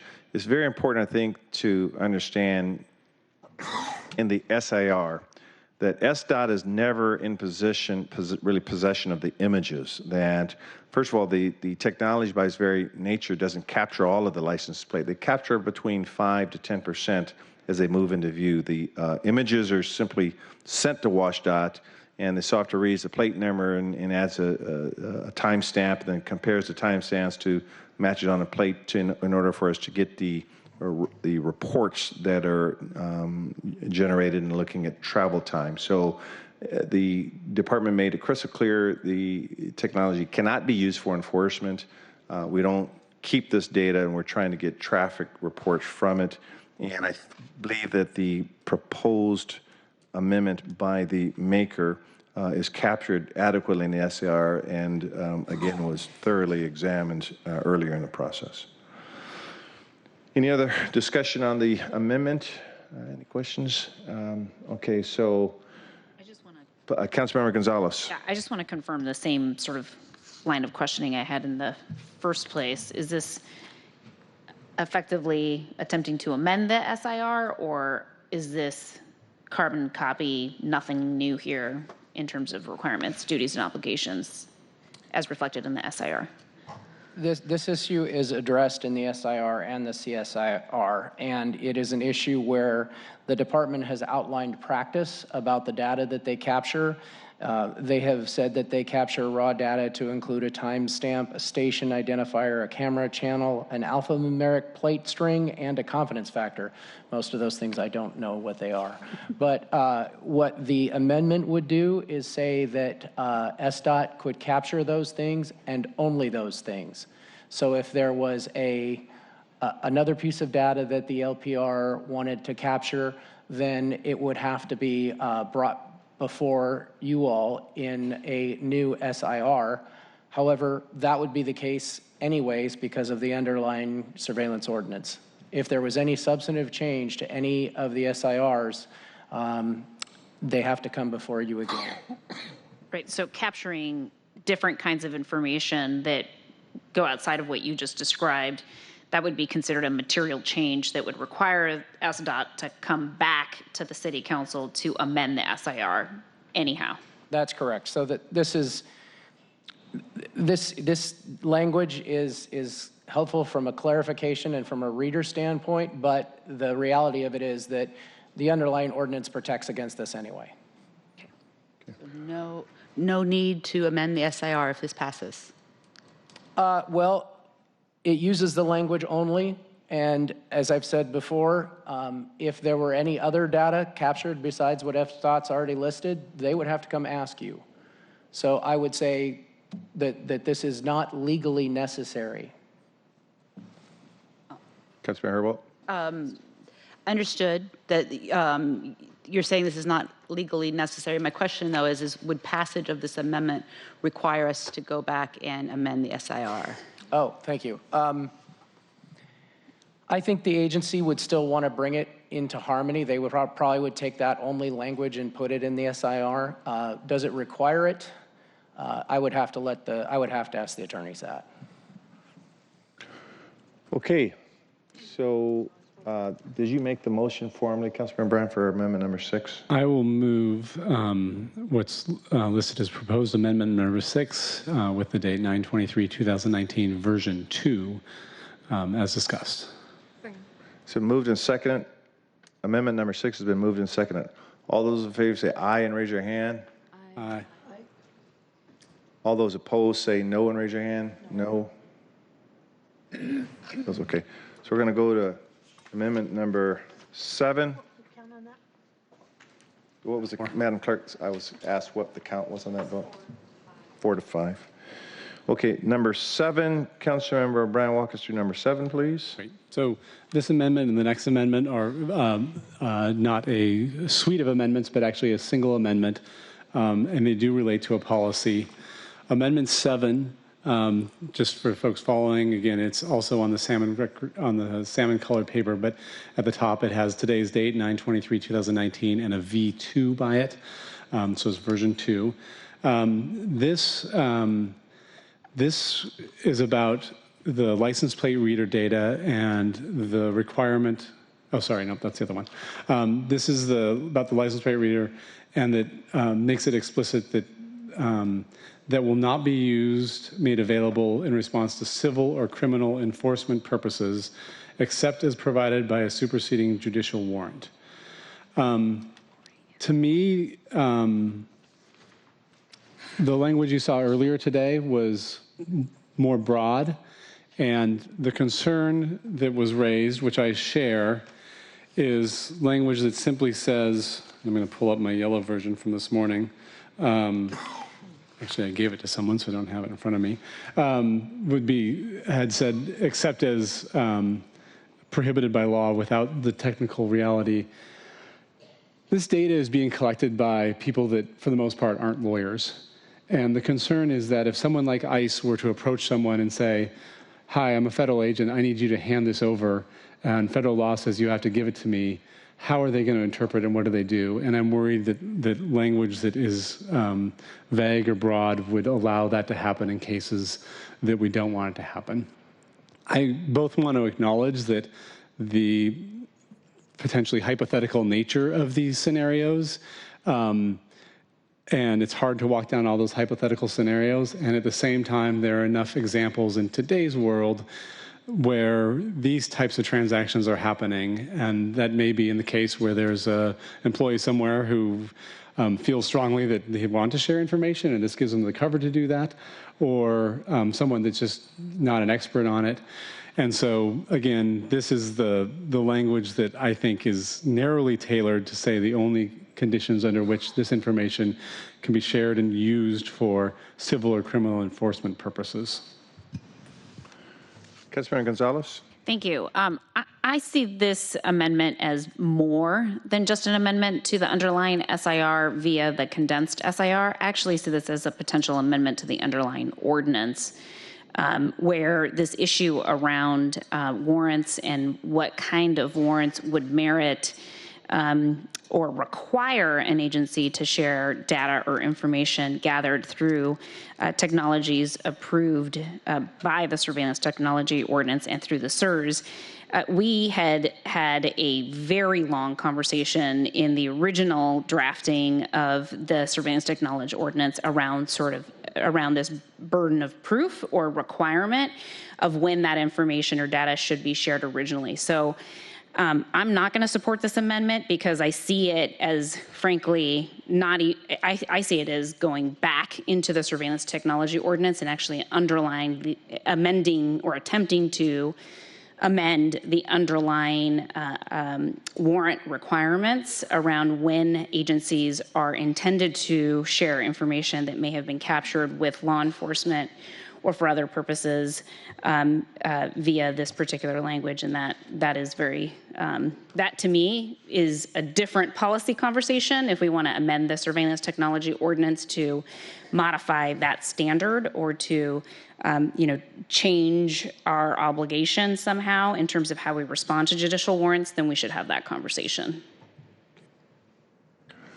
Okay, so, and I oppose it as well, but I just want to go back to the technology again. And I understand the hypothetical concern, but in the SAR, we make it very clear we don't use it for enforcement. It's never used for enforcement.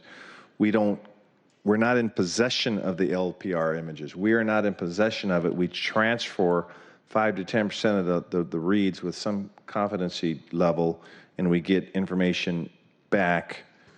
And the department has stated that is its exclusive use of the document. So of the technology. So I'll in there. But Councilmember Brandon, do you want to say one closing word on the amendment? I concur that we're clear that the city will not be using this enforcement. This language is specifically that we do not hand it over to someone else to use it for civil or criminal enforcement purposes, and that's the distinction. Very good distinction. And I don't know when we are obligating that it's not to be used by a third party that we have not the kind of control over we want. I don't know if that would be a liability we'd want to assume in our ordinance. And so, anyway, it's been moved. And did you want to say something, Councilmember? I'm sorry. I'm trying to.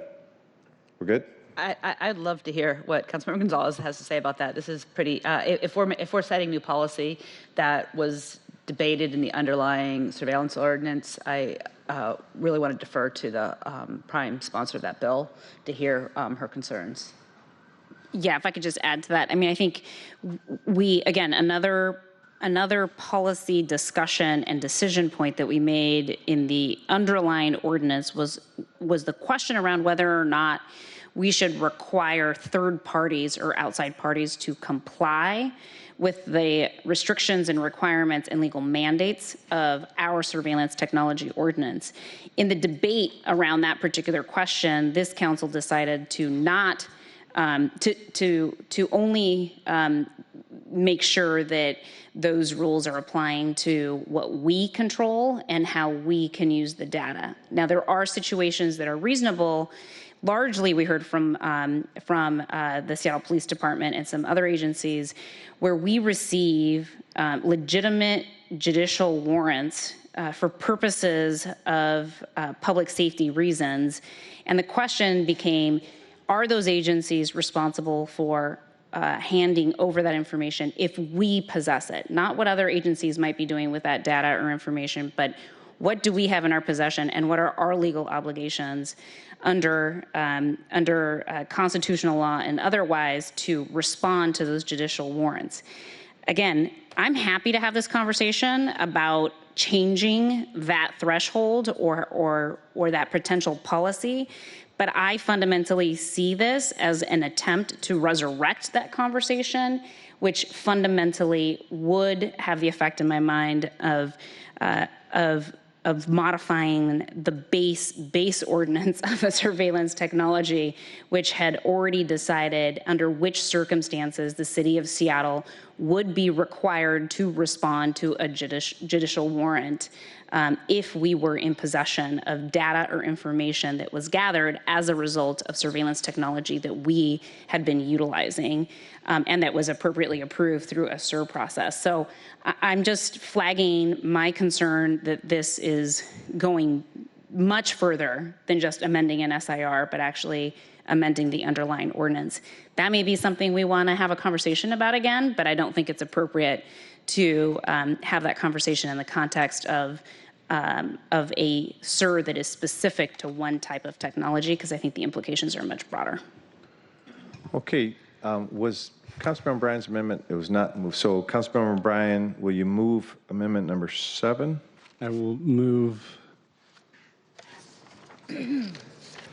amendment number 7, dated today, 9/23/2019, version 2. Second. Okay, it's moved and seconded. Amendment number 7 has been moved and seconded. All those in favor say aye and raise your hand. Aye. Aye. All those opposed say no and raise your hand. No. That one fails too. So let's go to number 8. So this one also relates to the license plate reader technology and the relationship between SDOT and WashDOT, the State Department of Transportation, and the City Department of Transportation. Council President Harrell, you described, I think in layman terms, a bit of how the technology works, what we capture, it's handed off to another department. My understanding is currently there is not a written requirement a written agreement between SDOT and WashDOT, but the underlying language would require that. This amendment would require that within 6 months there needs to be a written agreement as to how that data is shared, and specifically adds the language that WashDOT would need to be held to the same requirement and restrictions set forth in our policies. So I'm going to pull up from the language for a second and just try to articulate why I think this is particularly important. We are collecting some data. I believe that the reasons for collecting the data are legitimate reasons to study travel times, and I think they serve the public well. They do have the potential to be misused. You know, we are collecting personally identifiable information, license plates, and certain times of day and where people are. Our policies are that data is deleted almost immediately once it's served the purpose of measuring travel times. But when we hand that data off to another party that's not bound by those same conditions, there's a fear that someone may use that data for other purposes, or they may hand it over to another agency that requests it for other purposes. And I think this is at the heart of the entire surveillance ordinance and the things that I think is appropriate for us as a council to struggle with. There's a number of ways I think this could play out if this amendment passes. In the next 6 months, WashDOT and SDOT could come to an agreement of data sharing that basically holds WashDOT to the same standards we're holding them to, at which point I would feel very comfortable that the data sharing would continue and we would continue to get the information. It may be that WashDOT or SDOT come back to us and say, we were unable to reach agreement. WashDOT was not willing to be held to the same standards as SDOT. At that point, this amendment would require that they no longer share the data, which means we would no longer have that travel time information.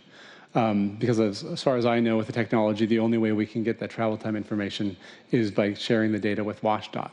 That, I think, is a legitimate policy question that this council can struggle with. If SDOT felt strongly that they wanted that information, they could come back to this council before that and say, hey, we can only get X, Y, and Z in the agreement, and we would like you to amend the SIR, the CSIR, to give us some more flexibility, or we can decide, no, it's not worth the risk of collecting that data without the assurances, and we'd rather live without that travel time data, because the idea that this might be used against our will for data for things, you know, such as immigration or ICE doing it to track down people in the city of Seattle. So I'll stop there. I think that this is the type of thing that is appropriate for us to be doing and laying out the guidelines by which we not just collect information, but the conditions under which we would share it with other parties. And I don't want to prejudge what a future council may decide as what's the appropriate balance there. But at the moment, I think it's appropriate to say that WashDOT should be held to the same standards and ask them to go work on that data sharing agreement. Thank you, Councilmember Bryan. I'll make a comment, sort of consistent with my other comments. The reason I don't support this amendment, first, I know that the law department has raised some issues that I won't divulge the issues, but I think they flagged this one. I'll just put it that way. Is that correct, Greg? That's correct. It was flagged. I'll just leave it at that, number one. But number two, I think as a city, if we choose not to use LPR, we can stop using it. We are a recipient of the information we're getting. We've used it since 2007. We are getting good data for traffic management, which is the purpose of the LPR. And I think the chances of us getting washed out within 6 months to agree to this kind of surveillance ordinance are slim to none. And I think that would be fooling ourselves if we think within 6 months we can achieve that. Now, there's another route, I think, to get there. That could be perhaps in a future council could set a resolution and negotiate with the WashDOT and have our department work with them to put in the right safeguards. But I think to require it now in this process is burdensome and impractical. I think we should try to get there another way, though. I would like to have WashDOT guarded as much as we are, but I don't think we'll be able to achieve that within 6 months. And if we don't, either we have to pull the technology or we are in violation of our ordinance. Councilmember Gonzalez. Thank you. I just want to go back in my time machine again to when we first had a debate around the surveillance technology ordinance. This was also another policy point that was debated, discussed, and ultimately rejected by the City Council when we approved the surveillance technology ordinance. There was a strong interest by the advocates at the time to require as an overarching principle within the surveillance technology ordinance that whomever we do business with sign a contract and agreement agreeing to comply with our ordinance. And we had a very long debate and discussion around whether, as a matter of policy, that was practical or appropriate for us to impose our city law, in some cases up, meaning to the federal government or to the state, and whether we had legal standing to be able to actually make that enforceable.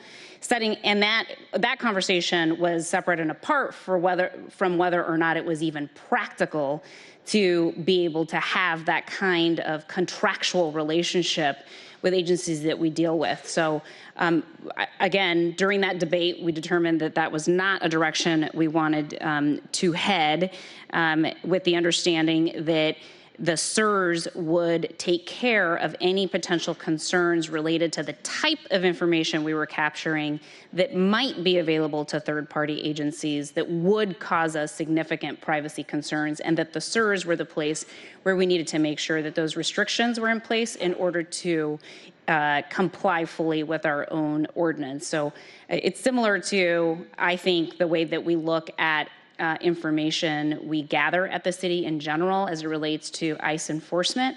We can only be compelled to hand over what we actually collect. So we need to be very careful about what we are collecting, knowing that federal agencies and state agencies will even under this rubric will be, still have FOIA and other public records request tools to be able to get that information from us. But again, I see this amendment as opening the door again to that policy question that we had in the underlying surveillance technology ordinance debate around whether or not we were going to impose upon third parties an obligation to comply with the surveillance technology ordinance before we agreed to do business with them, as memorialized in a separate and an agreement that was separate and apart from the SIR, separate and apart from the condensed SIR, and certainly separate and apart from the underlying technology ordinance. So I think that it really creates a very complicated system. I think it's also going to result in a situation where we will never engage in regional efforts with any agency at all, whether it's a legitimate or even if it's a legitimate reason to engage in business with a regional agency. So again, we may want to have that conversation from a broader policy perspective, but I don't think it's appropriate to have make that policy decision in the context of an amendment. I guarantee that this amendment will turn up again when we consider other other types of technologies related to other departments. And if that's going to be the case, then let's reopen the surveillance technology ordinance to have that conversation. Thank you, Councilman Gonzalez. Did you want to make the motion? Did you want to? I wanted to just comment please. if I can. Councilmember Gonzalez, my intent when we passed the original surveillance ordinance was indeed that we weren't going to have a blanket requirement because it wasn't clear how that would be enforceable, that third parties would be bound by this. But for me, at least, it didn't preclude saying on a case-by-case basis, as we gather technology, if it's necessary to share with third parties, that we are, it would be appropriate for us to consider what requirements we put on that data when it goes out our door and we essentially lose all control of it. And this is one that I think, what this amendment sets up is the possibility, which I think is real, frankly, that WashDOT and SDOT could reach agreement that WashDOT's like, yeah, we delete the data as soon as we process it. Our vendors do the same thing. It comes back to you. We're happy to sign on to those conditions. It's fine. And we get to keep moving forward. And if they're unable to do that, it'd be good to understand why they're unable to do it. Is it because, no, we like to keep that in case we want to give it to somebody? Or is it technically not feasible and here's the reason we need to do it? And at that point, they could come back to the council to decide on the policy decision. Do we even want to be collecting license plate information for the purpose of the traffic? Is a trade-off not worth it anymore if we don't have control of what that data is being used for? So I feel strongly that this is an appropriate place to add a third-party requirement. This doesn't say, this says that without this agreement, after 6 months, they would have to stop collecting the data, but obviously the parties could come back to the council between now and then and say, we think it's really important that we keep collecting it, and here's what we're able to agree to, and we think you should, and make the case to the public, we could make the case publicly that we're collecting it. Without this, I fear what I have to tell constituents is we collect this data, we have strict controls on what we can do with the data, but we are giving it to another agency which we don't have any control over what they do with it. We hope that they will honor our concerns, but we don't have the control over it, and that causes me some concerns. Okay, so you want to make the motion, Councilmember Bryan? May I ask a question? Councilmember Herbold. Does the current language not still require that third-party agreement? It just simply doesn't say that the third-party agreement are the same restrictions and requirements in the CSER. So there's still that expectation. The underlined part is not the amendment. That was my amendment to the noon amendment, but we should ask central staff. I believe this whole language is new. Yes, I think that you're right, Councilmember Herbold. Sorry, the language that is in the case now in the CSER, SDOT and WSDOT must have a written agreement pertaining to sharing the LPR data, and it's made clear in other areas of the CSER that data is to be used only for traffic purposes. I think that is already underway. I believe that is the case. If SDOT came back and said that they think that the data might be used for something else, they would be obligated under the surveillance ordinance to come back to the council. The difficult part about this amendment is how would the city of Seattle enforce any kind of agreement with the Washington State Department of Transportation. So we would still have the ability to sort of have that analysis of those trade-offs if there was either no agreement or the agreement was inconsistent with the SIR. Yes. Okay, thank you. Okay, so Can I just please clarify? I believe what the underlying, if my amendment fails, the language that will be in the CSER will simply say, SDOT and WSDOT must have a written agreement pertaining to sharing LPR data. That's correct. But not the conditions under which they are. But I think that's in the SIR? There's more that clarification is in the CSER, yes. In the SIR. And the SIR as well. Yeah. And I think that the purpose is for traffic collection, for collection of traffic data and calculating travel times. I think it's important to note that we don't know WSDOT's retaining requirements requirements are under state law. We know what ours are and what we're willing to live with. And so this amendment, again, imposes the same requirements that we have in our CSR, but we don't know what all those policies are. And I think we heard this discussion was a lively debate at the working group level, and this is where we had come out on it, which is inconsistent with this amendment. Okay, it's been moved. Has it been seconded? It has not been moved. So, Councilmember Ryan, can you move? I will move. Amendment number 8. Let me ask the clerk. There's a version 2 and a version 3 that I think are identical, so I'm just going to stick with. Okay. I don't believe anyone has version 3 in front of them. Oh, you do? Sorry. I'm not sure that there's. I did a quick look over. It may be moot here based on the last 3 amendments, but we should probably at least get it accurate. The difference is this language got out. This is the version 3 that you should have on your dais. And if you see the headers, I see that. I compared the language to try to figure out what changed between version 2 and version 3 because they both say as of 1:15 p.m. on 9/23. I think you're correct. They're identical, sir. Okay, so I'm going to go with version 2 just because that's the only one everyone has. And if it turns out we missed something, then we'll deal with that later, but it may not turn out. So I'm going to go ahead and move Amendment 8 on the salmon sheet that's listed at the top as 9/23/2019 version 2. Is there a second? It's been moved. Amendment number 8 has been moved and seconded. All those in favor say aye and raise your hand. Aye. All those opposed say no and raise your hand. No. It what? Fails 3 to 6. It fails 3-6. Do we have a number 9?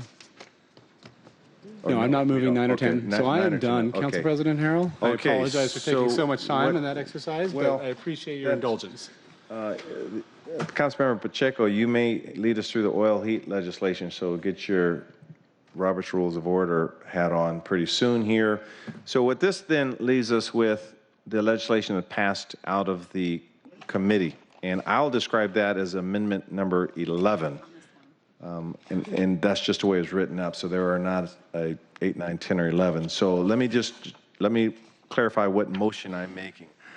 I am making a motion number 11 that basically incorporates the amendments that unanimously passed at committee table that incorporate the 2 SIRs and the 2 CSIRs coming out of the committee. Okay, I hope that's clear. So I'm going to move to pass amendment number 11. Is there a second? Second. Okay. I was going to let somebody from the committee second. Okay. Any discussion on this amendment? And I'm keeping my fingers crossed that it passes because of all the hard work that everyone's done. All those in favor of the amendment, say aye. Aye. Yeah. Opposed? Okay, the amendment passes. So now we have a surveillance ordinance as amended that's ready for vote. Yeah, let me find my number here. Just 1 sec.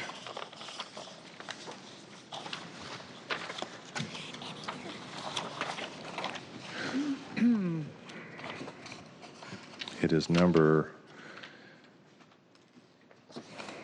119519, Councilmember. Just 1 sec.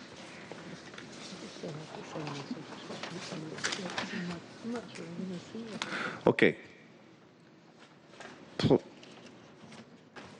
I'll say a few things after. Okay, please call the roll on the passage of Council Bill 119519 as amended.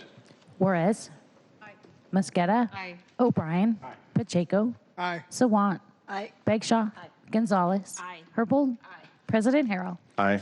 9 in favor, none opposed. The bill passed and Chair will sign it. Let me just say a few thanks to Councilmember Bryan and Shankar. Thanks for pushing the envelope on all of these issues. I know that some things were not gotten that people did want, but I think it's still one of the best surveillance ordinances this country has seen. I hope we're setting the bar for other cities and states to follow. Councilman Gonzalez, I want to thank you for your full engagement in your leadership on the surveillance ordinance. Saad Bashir, Ginger M. Bruster, Jason Cambridge, and Adiam Emery. Greg and Lisa, thank you very much. Greg Doss, Lisa Kay. Kate Garman, it's awesome as usual, and the Community Surveillance Working Group, thanks you for all of your engagement. So with this, it was a long time coming, but thank you for all your work. And Councilmember Bryan, thank you again. I also want to just personally thank Greg and Lisa, and I'm not sure which names of folks at SDOT and the Law Department who are responding to your requests on my behalf over the weekend to get through that, and that was a really Herculean effort. Despite my disappointment in the outcome today, I'm extremely grateful for the time you all put into this weekend and the past few weeks to keep me up to speed. Thank you. So I'm going to stay for items 6 and 7, and I'm going to relinquish the chair to Councilmember Pacheco. So can you read 6 and 7 in together, please? Agenda items 6 and 7, Council Bill 119636 relating to the sale and use of tobacco and marijuana products to and by minors. Council Bill 119637 relating to crimes and offenses concerning animals. The committee recommends both bills pass. As I said a couple of weeks ago, these two ordinances are just a reconciliation of state law to our city code, or I should say our city code to state law. One is for the sale and use of tobacco and marijuana products to minors, and the other one is for crimes and offenses relating to animals. In particular, as you may recall, the state legislature approved a bill to change the legal age of buying tobacco and vaping products from 18 to 21, and this law will take place in January of 2020. And it's recommended by the Attorney General's Office and the State Department of Health and public health advocates. And Washington State is the 9th state to set 21 as the minimum age, and so we certainly want to adopt that standard. Hopefully many states will follow our lead. The ordinance relating to animals and crimes and offenses, the ordinance changes the classification maximum penalty of certain animal control crimes and makes these classifications and maximum penalties, again, consistent with state law. So the crimes for which the maximum penalty were posed formally it's from 180 days in jail and a $500 fine to 364 days in jail and a $5,000 fine, from 500 to 5,000, which includes keeping an exotic animal or using a guard dog without a guard dog license, owning a dangerous animal, selling a sick, dangerous, or exotic animal. And so the state law goes into much more depth. And again, we're revising our code to make sure we're consistent with state law. Any questions or comments on this legislation? Okay, please call the roll on Council Bill 119636. Juarez. Aye. Mosqueda. Aye. O'Brien. Aye. Pacheco. Aye. Sawant. Bagshaw. Aye. Gonzalez. Aye. Herbold. Aye. President Harrell. Aye. 8 in favor, none opposed. So, Councilmember Pacheco, you're off the hook. So Do I go there or stay here? No, I could continue chairing. Oh, okay. Got it. So, And Canceled on. I missed a huge opportunity, according to my staff. So my apologies. So the bill passes and the chair will sign it. I just lost my rhythm here. Was that number 7 or was that number 6? That was number 6. That was number 6. So please call the roll on Council Bill 119637. Juarez. Aye. Mosqueda. Aye. O'Brien. Aye. Pacheco. Aye. Sawant. Bagshaw. Aye. Gonzalez. Aye. Herbold. Aye. President Harrell. Aye. 8 in favor, none opposed. The bill passes and the chair will sign it. Please read the next agenda item. Agenda item 21, Council Bill 119607 relating to heating oil. The committee recommends the bill pass as amended. Councilmember O'Brien. Thank you, colleagues. I'm just going to take my surveillance hat on and put my climate change hat on, or off and on. This legislation was originally proposed by the mayor's office, and I am very supportive of it. This legislation essentially has a phase out of use of underground oil tanks in the current condition by the end of 2028. The intent is it would also have a tax placed on home heating oil of just under 25 cents a gallon. For your reference, I'm told variously, I think the city's analysis shows that a typical homeowner would use about 500 gallons. I've heard from the oil oil distribution companies that their number is closer to 400 gallons. So you can get that somewhere between $100 and $125 a year would be the cost of the tax for someone that's using a petroleum-based oil. In committee, we amended the legislation to allow for an exemption for biofuels. It's specific that the exemption would not apply to biofuels such as palm oil, which are produced in a way that actually is just as carbon intensive and damaging to the planet as petroleum. But other biofuels such as recycled grease or biofuels produced more sustainably locally could be used, and to the extent they're used as a mix in the tank, the tax would be waived on the portion of biofuels that are in the tank. So if you have a mix of 50-50 biofuels and petroleum oil, the tax would be half of what it would otherwise be. If you have a mix of 99% biofuels and 1% or less of petroleum, then largely the tax would almost completely be eliminated. The revenues from the tax would go to a number of things. Primarily, I want to highlight that folks that are currently on the, let me back up for a second. Home heating oil is not a regulated utility the same as folks that heat with gas or heat with electricity. We know that the city of Seattle has programs for low-income homeowners that use electricity, whether it's for heating or for just other purposes, which I assume is just about everybody uses it. Low-income folks can apply to be on the utility discount program, which gives them a significant discount. There are similar programs that Puget Sound Energy runs for gas customers, but there's no such mechanism to do so for oil heat. And so what this would do is for people that currently heat with oil that are at the same income level as would qualify them for the utility discount program, they would be eligible for a significant investment from the tax proceeds to convert them completely to a ductless heat pump, which would provide heating at a much more cost-effective rate. The analysis I've seen from the department shows that based on the kind of current cost of heating oil, it costs about twice as much to fuel the heating furnace as it would for an electric furnace. Additionally, we know the electric heat pumps also provide cooling in the summers or anytime you need it, and we're seeing more and more instances where high temperatures in Seattle have a health impact on folks. And so the estimated a little over 1,000 people that currently qualify for the utility discount program would be eligible for these conversions. In committee, we also amended it to allow folks making up to 80% of area mean income to be eligible for some form of discount. Without raising the additional revenues, not everyone in that category will be eligible for the full conversion, as we mentioned, but there will be flexibility to continue to provide subsidies for folks that want to convert it at slightly higher income levels.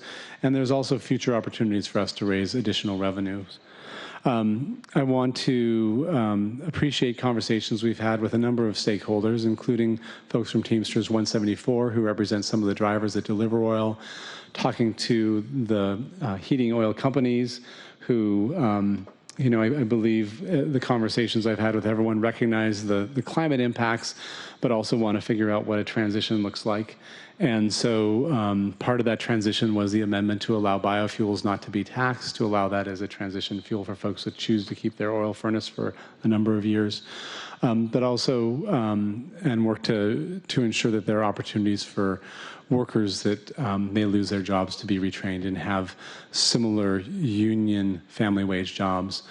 I want to, if it's okay with you, Council President, turn to my colleague, Councilmember Mosqueda, who's been part of a lot of those discussions and really helpful in those discussions, and I believe has an amendment that she would like to put forward, and I support that. Please do. Councilmember Mosqueda, you have the floor. Thank you, Mr. President. I'd like to move that we amend Council Bill 119607 by incorporating Amendment 1, and then I'll speak to the contents of it. Second. It's been moved and seconded. Amendment number 1, Councilmember Mosqueda.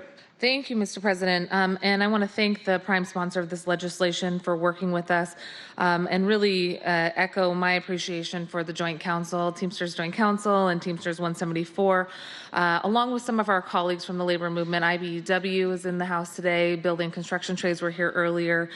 Folks from UA 32, the plumbers and pipe fitters, Northwest Carpenters, and building construction trades as a whole. We have continued to say that folks within industries that will be impacted by a transition away from any industry need to have a just transition into a green new economy. And I think that some of the language that you see in the legislation in front of you incorporates that, and what we've tried to do with the amendment in Amendment 1 is to really underscore some key components that were brought to us from our partners and friends at the Teamsters, and I think correspond and really emphasize the importance of looking at the impact of workers themselves, residents within the city of Seattle, and figuring out how we ensure that there's both a just transition for those who are working in various industries and also for our lowest wage workers and communities of color. So a huge amount of appreciation for the work that's included here. This was, there's a few components that I'll underscore in this amendment, really brought to us from the Teamsters through an equity perspective and by wanting to make sure that we underscore the risk assessment that's needed. Number one, there's an acknowledgement that we need to fix the underground heating oil tanks and analyze if there's any environmental risk as when they leak, they pose a threat to soil, surface water, groundwater, and property. Number two, there's language included in this amendment that really addresses the financial burden that some folks spoke to when they testified about the potential impact on middle income, low income, and fixed income households, including renters and seniors, which I know there's an amendment on later, and look forward to supporting that as well. And that as we convert to non-oil options, that we are looking at addressing any financial burdens that come up. Number three, we recognize that there is a Washington State Pollution Liability Protection Act, which helps those who use oil tanks transition and provide assistance for any financial hardship that might be related to oil tanks as we move over to electric options, and that as those financial incentives are provided to our community, we as a city want to make sure that we're looking to see if there's any additional resources that we may need to support to fulfill any claims that are coming up from this transition. Also, as I mentioned, there is language included that calls for a risk assessment of existing tanks and an equity analysis to be part of the implementation plan. That's critical, and it really came from our friends in the labor community who said we would love to see that incorporated in an implementation plan, and that this information also be presented to the Green New Deal Oversight Board, which we just voted on recently. Last few items, it calls for an outreach plan to include the perspective and feedback and any concerns from folks within the resident community, from the labor unions, and also industry as we look at moving forward and doing the outreach. And as we call for a just transition, it would not be just if we didn't include getting feedback on the number of individuals affected by any policy change. So what you see in here is a report back to the city on the outcomes on workforce development, any feedback that we can get early on the potential impact on jobs, job losses, gains, and retention, making sure that we're looking at jobs in heating, ventilation, and air conditioning with a specific focus on workers represented by labor unions and good family wage jobs, and making sure that as we transition, we're looking at the necessary support to make sure that folks have good living wage jobs in that green new economy. So looking forward to working with you all as we get that feedback. And lastly, thanks to Got Green, the Green New Deal work group, Councilmember O'Brien again, Teamsters for your work on this policy. I think that this helps us move forward with a really robust environmental policy without unintentionally leaving any workers behind. So thanks again to the folks who worked with us and collaborated on this effort. And I love to see it incorporated in the legislation. So that's just Amendment 1 that I'll describe as Amendment number 1 to the Council bill. Any other questions on it? I'll make sure that it has a second. I will second it if it's been moved. Okay. Okay, so Amendment 1 has been made and seconded by Councilmember Gonzalez. All those in favor of Amendment number 1, please say aye. Aye. Opposed? The ayes have it. So we have an amendment that's passed. Councilmember O'Brien, you want to talk any more about the base legislation? I don't know anymore. Councilmember Herbold has a number of amendments that are before us, so why don't we pivot to Councilmember Herbold and let her walk through her amendments. Councilmember Herbold. Appreciate it very much. I have 3 amendments here. Amendments 2, 3, 4 amendments, 2, 3, and 4, and 5. Just want to say for the record that the legislation requires the tax beginning on July 1st, 2020 as written, but it doesn't actually implement the requirements to decommission oil tanks. That's going to be done, not only is it going to be done in the future, but there are a number of other code amendments that will have to be made in order to implement that.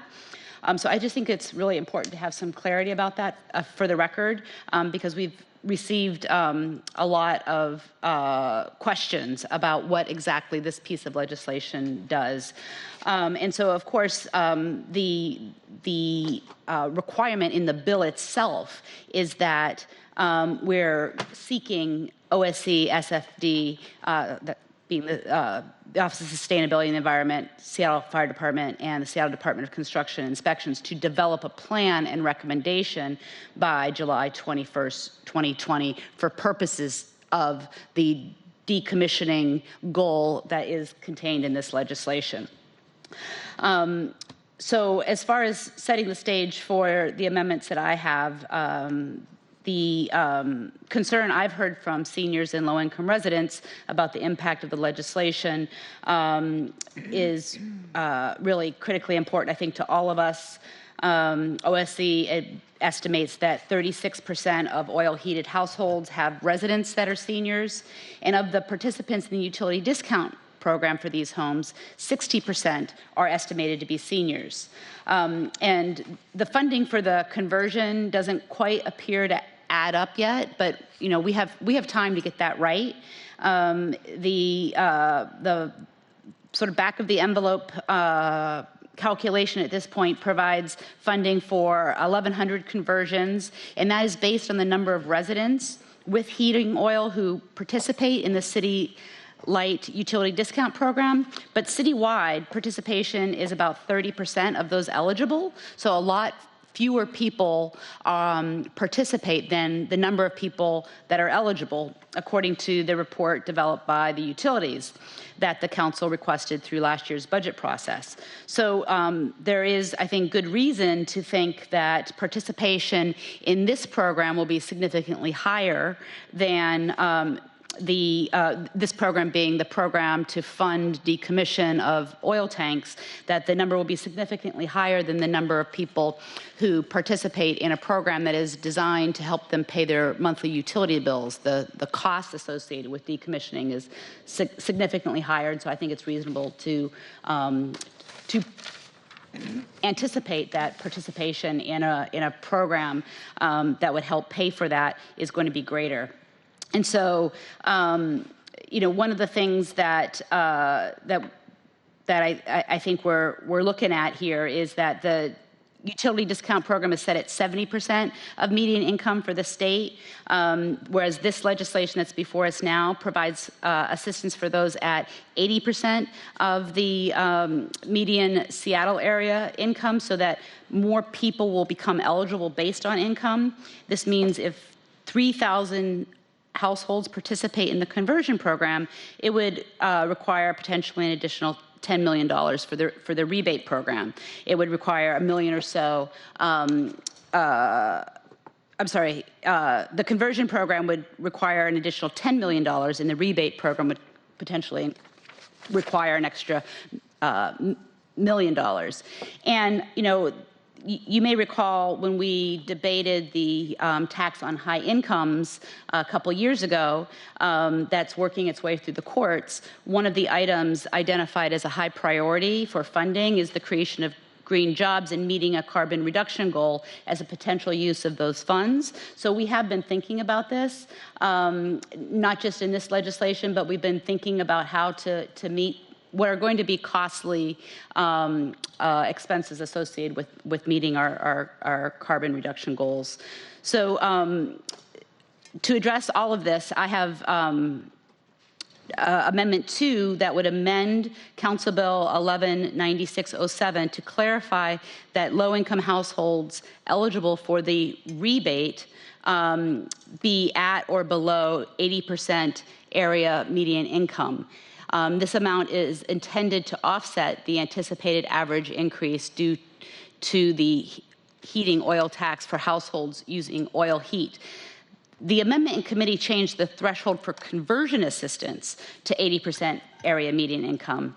And this amendment would do the same for the rebate program, because currently this section only refers to low-income households. It does not define it. So I'm seeking to have consistency for the definition of low income throughout the legislation, both for the rebate program as well as for the funding of the conversion program. OSC had reached out just a little bit before we moved into full council about this particular amendment, and they have requested that we create some flexibility around this proposed definition, so that it instead identify as a goal that we have an analysis of the viability to extend the heating oil tax reimbursement to households whose income is between 70% state median income and 80% area median income. Again, that would not create the type of consistency that I'm seeking, and it is not consistent with the amendment in front of us right now, and I am hesitant to request a suspension of the rules in order to consider language that we don't have in front of us, but would like to just sort of open up for what other folks here would like to see done with this amendment number 1. Or amendment number 2, version 1. Yeah. For it to be considered, I'll have to suspend the rules, but go ahead and you can speak to it if you'd like. I believe Councilmember Herbold's amendments were in just before the deadline, Correct. so those will need to be suspended. If I change it to reflect OSC's input, we would have to be deliberating language that we actually don't have before us. So. Right. And I'm going to oppose this amendment as drafted, and I'll walk through that. I will just say for the record, I was able to share these with OSC as soon as I got them, which is about noon, so they didn't have time to respond to us. I sent them over the weekend, but that's okay. I didn't hear back from them until right after that, but thank you there. The concern that they shared with me, that I share with them, is that we currently do not have any programs at the city where folks are qualified at an 80% of area median income threshold. And so well, we will, though, right? So there's a distinction between a subsidy program for installing on a case-by-case basis as folks come forward. And so what I've heard from OSC is they're comfortable setting up a system to verify folks to the standards that they're comfortable with. The rebate program is run through Seattle City Light, and it's an on-bill rebate. And the requirements, I'm not aware that anyone's discussed with City Light.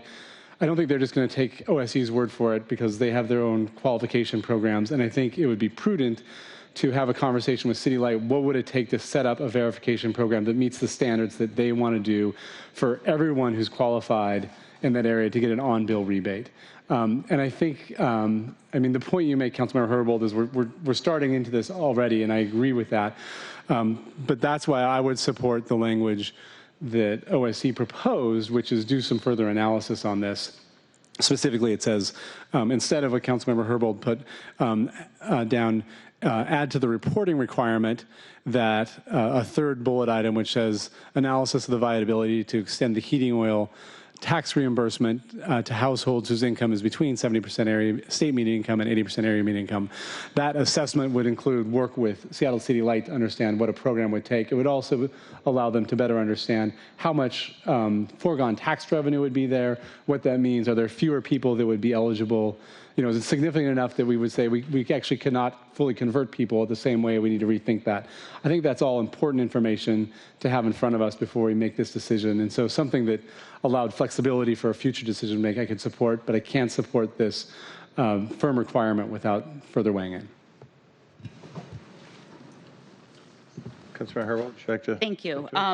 So I think Councilmember Bryan's correct. I think this is going to qualify a significantly higher number of people, because not only are we talking about 80% median income, but we're talking about the area median income instead of the state median income. And that's actually my goal, is to make sure that a significantly higher number of people are qualified for this rebate program. But all of that said, I don't have any objections to sort of putting a pin in the definition of low income, since it is currently undefined in the legislation, and getting some more information. And under that situation, I would say that that would be a circumstance, Council President Harrell, that we would want to suspend the rules to consider that new text that has not been submitted by the deadline at noon today. What I would suggest, if we go down that path with others' approval, is that I would be happy to email what we have and where it goes to the clerk. We could continue discussing these, and then thankfully we have dozens of other items to consider on today's agenda, and so hopefully someone will be able to clean that up and bring us back something for final consideration at the end of the day. That works for me. Okay, so it sounds like I'd be willing to suspend the rules, just because it's almost 5 o'clock. I'm getting a little dizzy. For us to consider that. It sounds like you will have some language for us, and so I could move to the next agenda item. Is that or you had other amendments too, though, right, on this one? So on that particular amendment, we will table for now. Would it be easier for the clerk if we waited for the whole bill, or to keep going through the amendments? Or should we vote on the amendment as described, and we'll send the paperwork for someone to bring it?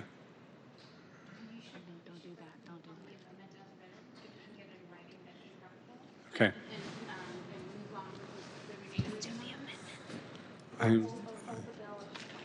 I'm emailing it to Yolanda right now. I'm not sure who's responsible to do that, or should I send it to somebody else? To who? Yeah. Okay, so the first amendment described by Councilmember Herbold, I'm referring to that as amendment number 2. Is that a Correct. safe It has not description? been moved. It has not been seconded, so we don't need to vote on it. We have a replacement version that I guess we'll be working on in the next couple minutes. So we'll call that amendment number 2. That's baking, so to speak. So would you like to move to number 3? Thank you.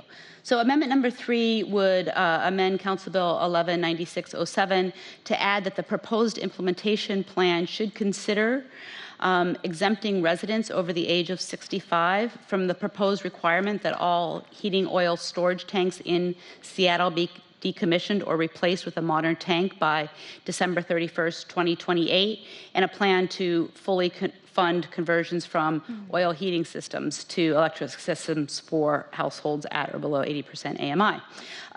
So OSC has explained that heat pumps can certainly provide for lower heating costs over the long run, and those reduced monthly costs can result in the conversion actually paying for itself over a period of time. But elderly residents may not have the longevity in their homes in order to enjoy those future benefits, and are more likely to be on fixed incomes. So I want to ensure that the programs are funded, but I think it's really important that in participating in the programs, that we don't have folks who we are saying on one hand will benefit from the decommissioning over time that don't actually have the opportunity to do so. And so for that reason, the amendment would again exempt residents over the age of 65. Councilmember Bryan? So I have some concerns about this because the amendment actually just says we should consider a plan. If it doesn't actually exempt them, I'm comfortable with moving forward. My concern is, one, certainly folks over the age of 65 or high net worth individuals, I think, should continue to follow this, and I think kind of an income threshold is important. The other point that I want to, which exists already, we have income thresholds for pass. This legislation is closely tied to state funding through something called the Pollution Liability Insurance Agency. What this agency does, it was created because in the case where oil tanks had leaked, well, a decommissioning of an oil tank typically costs, I believe, around $500 to $700. If folks find that the oil tank has leaked, then there's required soil remediation, and I'm told that can cost tens of thousands of dollars. And so someone who budgets to go in and convert from oil to something else, and they get their tank commissioned, and partway through it, they realize they have this massive bill. There were some problems. One, for folks that went through with it, was really expensive. I believe there were also concerns that people would kind of try to cover up the leak because they just had no way to afford it, and that meant the pollution stayed in the ground. So this agency was created to insure folks against that. It's an insurance pool. It doesn't actually cost anything to join. You just simply have to register, so it's a unique type of insurance. That agency ends at the end of the beginning of 2030. And there's a finite number of dollars that are allocated in the state legislature each year. This program, with the deadline of 2028, is designed to get all Seattle residents in to be considering these retrofit or these decommissionings before that insurance pool ceases to exist. And my concern is, one of my concerns is this: it may have an unintended consequence of allowing some seniors to postpone a decision to decommission a tank until a later date, at which point there may no longer be the insurance fund to help them deal with what could potentially be tens of thousands of dollars of soil remediation if it came. So again, the amendment, because it says we should consider it, I am happy to support it, just with clarity that I would want the department to look at the complexities around both continuing to have an income threshold for folks, even if they're seniors. Maybe it's a different one, I don't know. And also what that might mean to folks that pushed on beyond the limit of the timeline of the insurance agency. So did I hear an amendment and a second through that discussion? I will move Amendment 3 to Council Bill 119607. Second. It's been moved and seconded. Councilmember O'Brien had expressed his support, but with some asterisks behind it. Councilmember Pacheco, you wanted to make some comments? Sure. So I will not be supporting the amendment. And I just want to just really quickly give some thoughts about not just this amendment, but the other amendments in the discussion around the heating oil tax in itself. I am very, very sensitive to the issues of job loss that have been discussed and brought forth by labor. My dad I said to folks, my dad had lost his job twice over the last 3 years, and so I know those worries and those concerns are very much, very real and intimate, and as such, I treat them with the utmost regard. However, I am concerned with creating additional exemptions or with the legislation in itself, because fiscally, the direction that the bill has gone, it may have some unintended consequences as we move forward. I thought that, and I said to some stakeholders that I think that the tax probably, and this is very unfortunate because of the tax structure by which we operate, I thought the tax might need to be a little bit bigger to help subsidize the increase and the exemptions that we've created, in addition to recognizing and being cognizant of the fact that we need funds, and we need to start establishing funds to retrain workers and those union jobs that may potentially be lost as a result.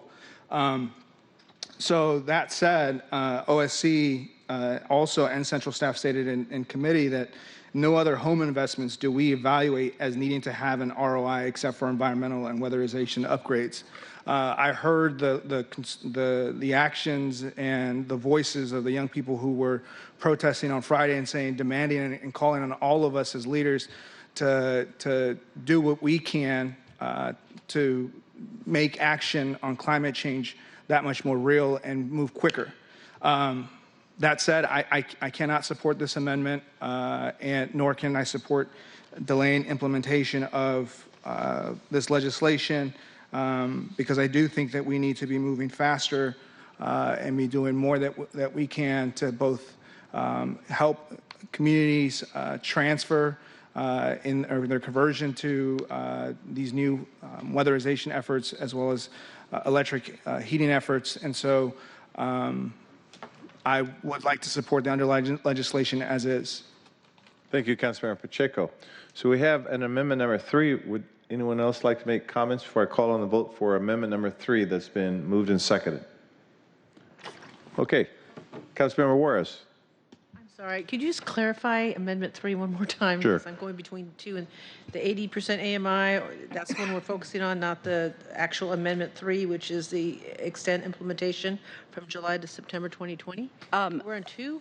Amendment 3 is the amendment that asks for the implementation plan to consider some things, as we've discussed. It doesn't actually create any exemptions.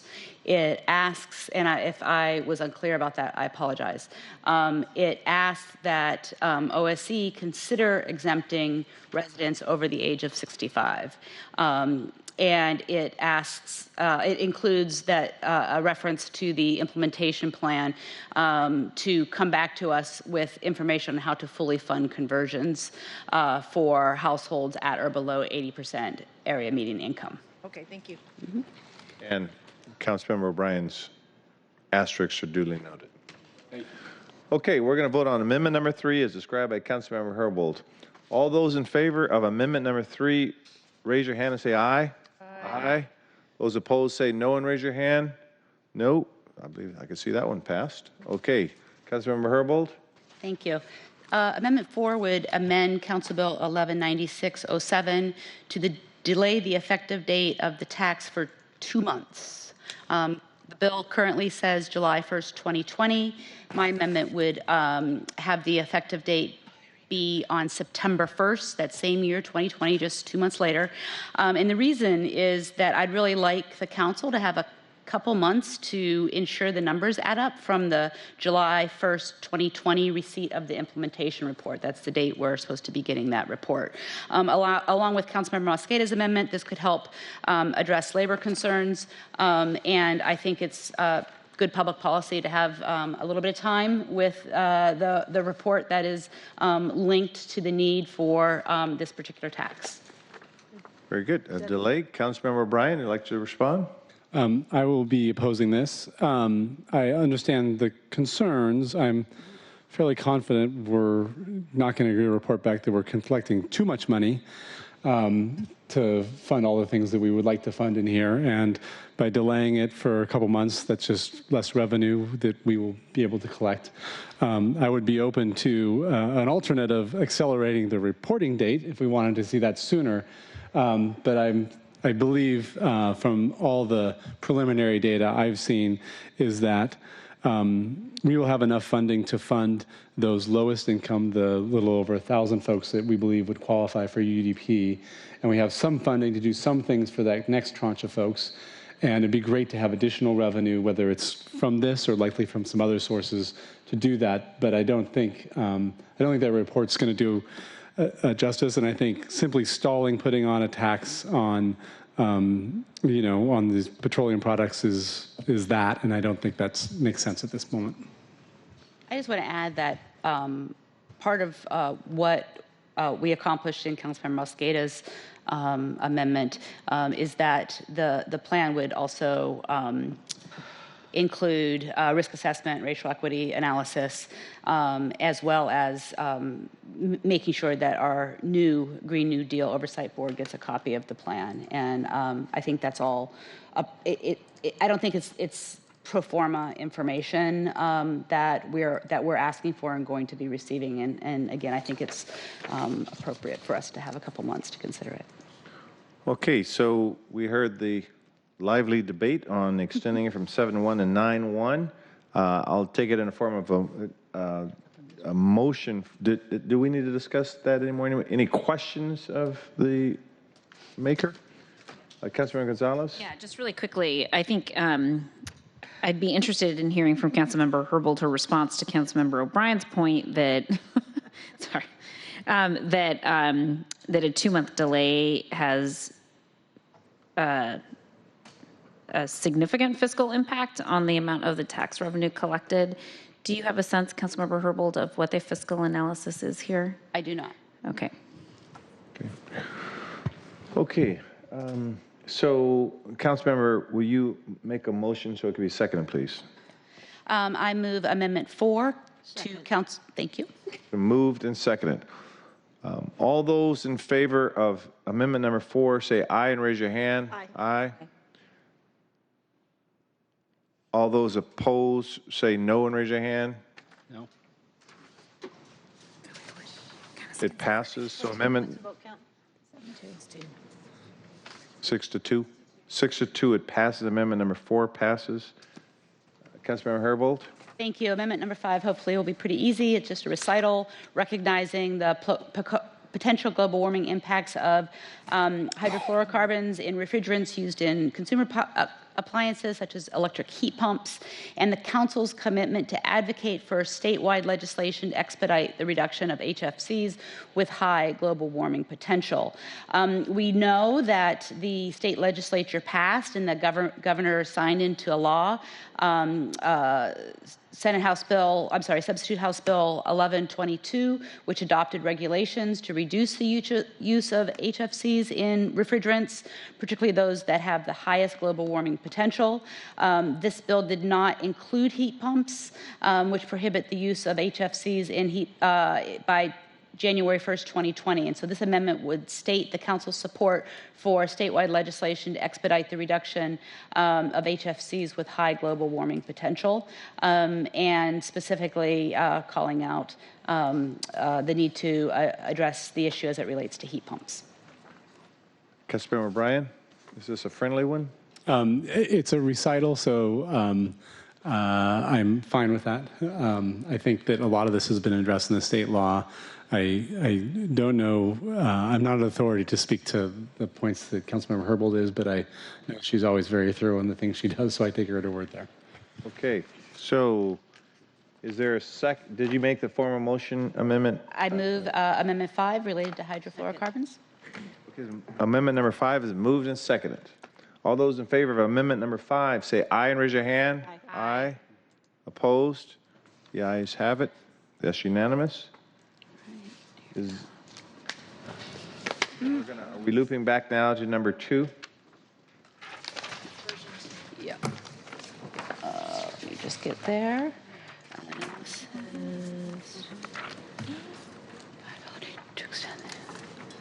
That'll work.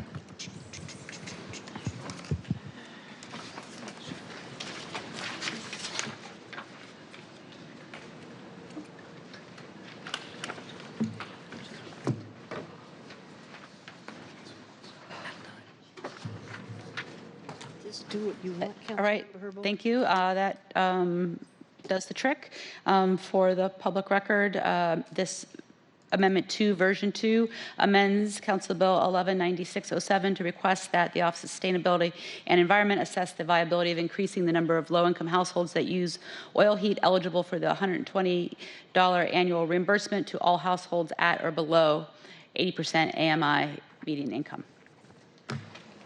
Okay. Why don't I just keep it alive? I'm sorry? All right. Okay, so unless there's objection, I'm going to suspend the rules to consider this. It has been reviewed by law. And Councilmember Herbert, why don't you make that in a form of motion? We'll get a second, and just so we could dispense with that part. Absolutely. I move Amendment 2, Version 2. Second. Okay, so moved and second. Councilmember O'Brien. I already spoke to supporting this. Appreciate your flexibility, Councilmember Herbold. Okay, any other comments? All those in favor of amendment number 2, raise your hand and say aye. Aye. Aye. Opposed? The ayes have it. And I think we got through all the amendments. Okay, so I'm going to turn it back to Councilmember O'Brien to see if he'd like any closing remarks. A couple comments I want to make. One, this is an important piece of legislation. Appreciate the mayor's leadership on this. I appreciate stakeholder engagement on this. Folks have stuck around here for over 3 hours now just to get to this point. When we talk about making a transition to a clean energy economy that provides opportunities for increased union and family wage jobs in that new clean energy economy. It's an amazing opportunity, and it's hard work. And we went through a lot of work on this piece of legislation, which affects a fraction of folks that live in Seattle, and we have a lot more work to do. And it's work, and we're going to have to keep engaging in this work. I really appreciate folks who've engaged in this to get to where we are. I also want to say thank you to Yolanda on Central Staff. Central Staff in general has been doing amazing work for the past few weeks, as a number of us have squeezed in a number of extra committee meetings, and they haven't even started their budget work, which starts today. And so I'm just extremely grateful for folks, including Yolanda's work, to get the amendment back in time for all of us to vote on it today. So colleagues, appreciate your engagement on this and look forward to more future work in the few months I have left. Thank you, Councilmember O'Brien. Councilmember Mosqueda, would you like to say some comments? Yes. Thank you, Mr. President. Again, I said this earlier, but given the sausage making we just went through on making amendments, I want to underscore my appreciation for Councilmember O'Brien's willingness to incorporate numerous stakeholder suggestions and feedback. My intent is to always make sure that we have a conversation directly with folks to make sure that we're getting that feedback, and you've been very, very open to including that feedback. So I want to say thank you, and also recognize that this is one of many items on the to-do list before the end of the year, and piece of a broader package that we know one item alone is not going to address the climate issues that we see. And so I think this is a great example of how you personally and professionally have been reaching out to try to get some feedback directly from those directly affected. So looking forward to working with you. I really do hope that even though we did some sausage making up here, that the takeaway from today is that when we include the folks at the table, which, in all honesty, I think the mayor's office could have incorporated prior to sending down the legislation so that we had less of that to do on our end, that we do get a better product in the end. So really excited about some of the work that you've done. And my understanding is that with the amendments that we've included today that you and I had the chance to work on over the last week with the feedback and direction from the Teamsters, there's not opposition. In fact, I think this is a good model for how we continue to bring folks together. So thank you for those nods of affirmation and for your ongoing work to make sure that we move forward and don't delay and incorporate that workforce and union perspective in the language. Thanks again for your hard work on this. Thank you, Councilmember Mosqueda. Councilmember Pacheco. Just really want to quickly highlight, these conversations are not easy, and they're just going to get harder. The decisions and the lack of inaction on a federal level, even internationally, makes every decision that we make moving forward that much harder. And I want to acknowledge that. I also want to acknowledge the emails that I've been receiving all day with the headline, "It was only 3 days ago." And all the young people that marched and protested, and everyone that asked us to move forward and move as quickly and expeditiously as possible with regards to this issue. These choices will not be easy. And quite frankly, I want to acknowledge how difficult those choices are, because it means for us as a society to be moving forward. It means so many trade-offs. It means, given the fact that we live in a regressive tax structure, those that would be most impacted by any increase in taxes are going to be low-income communities of color. And these decisions by the Green New Deal board will be difficult. It's why I try to make sure that it was as inclusive as possible so that we had as many voices at the table when we make these decisions and balance these trade-offs, so that the council can make the best informed decision and given the variety of perspectives. But I hope my colleagues will take today's conversation and continue it and keep moving us forward in the direction. As I say to many folks, I not only have a responsibility to you, but I have a responsibility to your kids and your grandkids. And so it is with that responsibility that I take the decisions that I take and the actions that I make. So thank you. Thank you, Councilmember Pacheco. Any other closing comments from any of our colleagues before we vote? Okay. Please call the roll on the passage of the amended bill. Juarez. Aye. Mosqueda. Aye. O'Brien. Aye. Pacheco. Aye. Sawant. Bagshaw. Aye. Gonzalez. Aye. Herbold. President Harrell. Aye. 8 in favor, none opposed. The bill passed and Chair will sign it. Okay, let's go back to our agenda order. Please read the next agenda item. The report of the Housing, Health, Energy, and Workers' Rights Committee, Agenda Item 2, Appointment 1428, appointment of Emily L. Alvarado as Director of the Office of Housing. The committee recommends the appointment be confirmed. Councilmember Mosqueda, and thank you for your patience. Thank you for your patience, Mr. President and council colleagues, and thanks to Emily Alvarado for her patience and her interest in serving as our next Office of Housing Director. Emily Alvarado's appointment came to our committee in the Housing, Health, Energy, and Workers' Rights Committee from the Mayor's office, and I have to tell you the testimony that we heard today was just a snippet of the enthusiasm that we heard from community. People are very excited about the work that she has done as interim executive director and the past work that she did at the City of Seattle working on affordable housing and equitable development for over a decade. You can tell that she has a lot of respect in the community from folks who came to testify today. And again, as I mentioned in council briefing this morning, if you listen to her comments in our committee last week, you will hear a compassionate call for equitable investments, especially in the lowest wage workers, housing, and to making sure that as we do development in the city, that it is driven and informed by the community most at risk for displacement. So I encourage folks to take a look at that because I was ready to stand up and give her a standing ovation. Honestly, the process that we've incorporated had much of your fingerprints on it.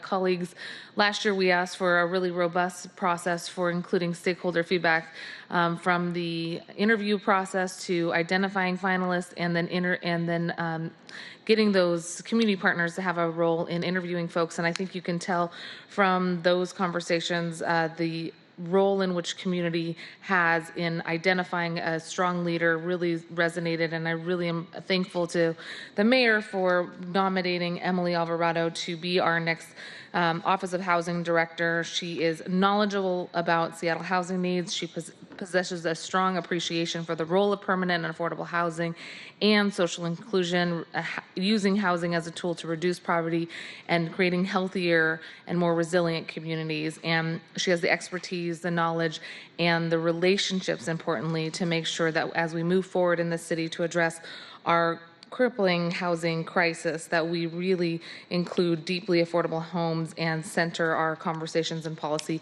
by those experiencing displacement and the lack of affordable housing. So she is still here in the audience with us, and I think that that's a testament to her tenacity and interest in serving in this position. Thank you, Mr. President. Thank you, Ms. Alvarado. You learned a lot about surveillance technology and oil heat legislation, so you got a bang for the buck here.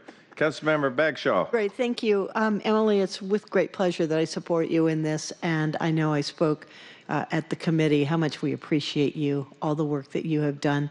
And my council colleagues who weren't there, maybe you know this, maybe you don't, but Emily is as an attorney, and when she was at the UW Law School, she received one of the most highly competitive and full rides there from the Gates Foundation Public Service Award. So I want to just tell you how much I appreciated learning about that, didn't know about that scholarship and award that you received. And it just speaks volumes. And during the committee meeting, the number of people in our community who stood up and said, you are absolutely the right choice. It's just stunning to know how much support you have. So congratulations, and I'm just excited to be voting for you. Councilmember O'Brien. I similarly am thrilled. I am struggling with all sorts of things in my own head as my last few months wrap up here in the city, and I know there's a lot of amazing folks up here that will hopefully carry on the good work that this council has done. And but I would be lying if I said I didn't have some concerns about my role and where the city goes when I'm gone. And I know that Emily's appointment is going to make me sleep better at night because I know that the city is in good hands. And not that your work isn't cut out for you, but I have the utmost faith that there's not anyone I know of that would do a better job stewarding the amazing work that the Office of Housing has done to date. And it's one of the departments of the city that I'm most impressed with. And I feel just so excited that I get a chance to vote on your appointment before my time runs out here. Thank you for serving. Thank you, Councilmember O'Brien. Councilmember Gonzalez. Well, thank you, Council President. I like to commemorate the moment by giving a 20-minute speech. I think that'd be good. I'm just kidding. I'm definitely not going to do that.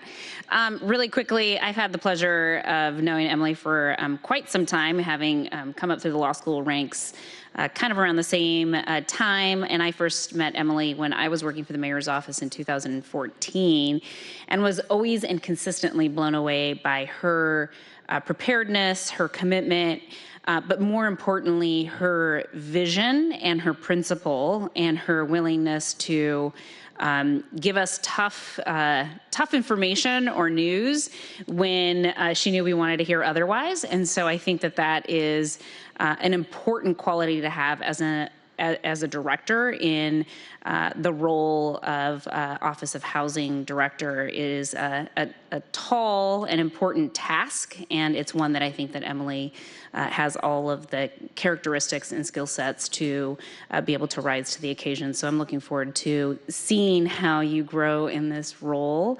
And also, it should be noted that Emily Alvarado is a resident of District 1 and is my neighbor. So that if that's not enough, I don't know what is. So you have to Congratulations. You have to recuse yourself? Is that what you're saying? Absolutely not. Absolutely not. Congratulations, Emily. Okay. Any other comments? Councilmember Herbold. Thank you. I just want to real quickly say, among the many things I appreciate and value about Emily is where she comes from. And I think it's really important that we have people in decision-making roles that come from a place of pushing City Hall to do more. I think that ensures that we have a steward of the Office of Housing that knows how to push us all together forward, but also knows how to work with organizations whose job and mission is to push us forward. And I think that's really incredibly important in trying to ensure that we're all collaborating. Really somebody who appreciates that role that folks on the outside have in their expectations for us to do more. So rather than seeing it as a hassle or a thorn in our back, I think Emily knows how to knows that the voices that are outside of City Hall expecting more of us actually help us all do our job better if we didn't have them. And so I really appreciate that history and that value for those, that sort of, the value of that position that Emily holds. Thank you very much. Okay, great comments. I think I counted 5, so I think you're looking pretty good here. Any other comments from the dais? Okay, if not, I'm going to call for a vote. Those in favor of confirming the appointment, please vote aye. Aye. Those opposed, vote no. Motion carries. The appointment is confirmed. And give her a hand. Ms. Alvarado, it's not required, but if you'd love to share a few remarks with us at 5:30 on a Monday, I might add, please do. And it's absolutely my pleasure in supporting you as well. Thank you. I'll be brief. Good afternoon or evening, everybody. Thanks again for your confidence in me, and thank you to Mayor Durkan for appointing me. As you've heard from other people, I am passionate about housing. Housing is a human right, and when we invest in affordable housing, we improve the lives of so many individuals and families. But we also improve the life of the city as a whole, because housing is our health care, it is our education, housing is our economic resilience, and it's our climate resilience. And housing is also essential urban infrastructure. And if we leave it to the market alone, it will be infrastructure for only a few. And I believe together we can build an infrastructure of equity and inclusion for generations to come, for people on a fixed income, for people exiting homelessness, for low-wage workers, and for middle-income households and across the city.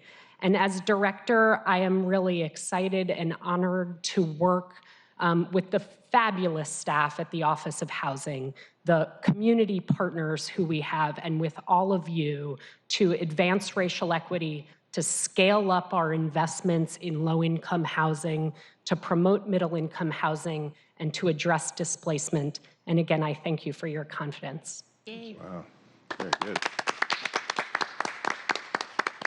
One of the best confirmation speeches I've ever heard. Thank you very much. Okay, please read the next agenda item. I will remind our colleagues that if you do feel a need to take a short break, I could have called for a recess. That's what I was contemplating, but we're going to keep trying to plow through it. But if you have personal needs you have to attend to, we'll work around it. As long as we have a quorum here, we should be okay. So please read the next agenda item. Agenda item 3, Council Bill 119654, relating to hotel employees' health and safety, repealing Chapter 14.25 of the Seattle Municipal Code. The committee recommends the bill pass. Councilmember Mosqueda. Thank you very much, Mr. President. This will be short. Thanks for all of your past support on the 4 pieces of legislation that we just passed related to the hotel worker protections. As we celebrate, we also have one technical item we still have to address, which is the fact that the legislation from Initiative 124 is still on the books. And while those protections are not in place pending the ongoing court ruling, we do have 2, in some places, conflicting sets of policies on the books, and we want to make sure that we strike the original provisions of Initiative 124 so that when the 4 pieces of legislation on hotel worker legislation is signed into law, there is no conflict. With that, we'd recommend passage of Council Bill 119654 as suggested from my Housing, Health, Energy, and Workers' Rights Committee. Thank you, Councilmember Mosqueda. Any questions or comments on this legislation? Okay. Right, okay, great. Thank you, Councilmember Mosqueda. You've done a great job. All right, there you go. Please call a roll on the passage of the bill. Juarez. Aye. Mosqueda. Aye. O'Brien. Aye. Pacheco. Aye. Sawant. Begshaw. Aye. Gonzalez. Aye. Herbold. President Harrell. Aye. 7 in favor, none The opposed. bill passed and the chair will sign it. Please read the next agenda item. Agenda item 4, Council Bill 119615, relating to the Multifamily Housing Property Tax Exemption Program. The committee recommends the bill pass as amended. Councilmember Mosqueda. Thank you, Mr. President. We're really excited about this piece of legislation. This is the MFTE, or Multifamily Tax Incentive Program, that we have the opportunity of updating every 4 years. We've had 3 conversations in our committee about this and engaged with stakeholders over the last 2 months. As folks know, the MFTE program is a fixture of Seattle's affordable housing portfolio. It's aimed at incentivizing or creating more middle-income housing through tax exemptions for new development.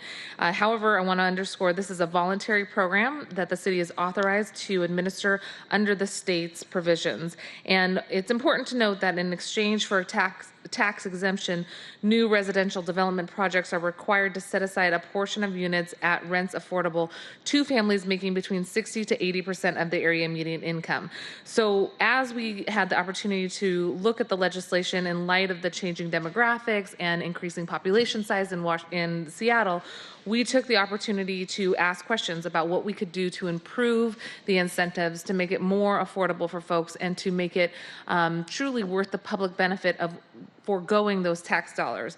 Here's something that we did in this legislation based on data, based on feedback from stakeholders. We said we knew that the region had an increase in population, especially in folks who were making high wage incomes. And we know that those high wage incomes have skewed the area median income in the area, meaning that somebody who used to be at, let's say, 65% of the area median income last year was actually making the exact same amount, but was making 60% of the area median income now. This is a really important element to consider when we think about who we're trying to incentivize the creation of these affordable units for. And we want to make sure that this tool is generating more affordable units for middle-income households, and we did go through the robust process of talking with private development, talking with nonprofit developers in the community, working with labor and working with housing advocates to identify a few possible ways to better calibrate the incentive that we are offering in the MFTE program with our goals of creating more affordable housing units and different size units in the market. So there's a few things that we incorporated based on those conversations with labor, housing, and nonprofit and market rate developers. Number one is we worked with central staff and found that there is an opportunity to slightly lower the affordability threshold for some unit sizes so that 1 bedrooms and studios have more incentives to be affordable for our community. Our analysis, and thanks again to central staff for working on this over the last few months, indicates that this change that we've proposed in the legislation would not have a significant impact on participation in the MFTE program. Number two, we worked with our labor partners on ways to advance labor standards in this legislation.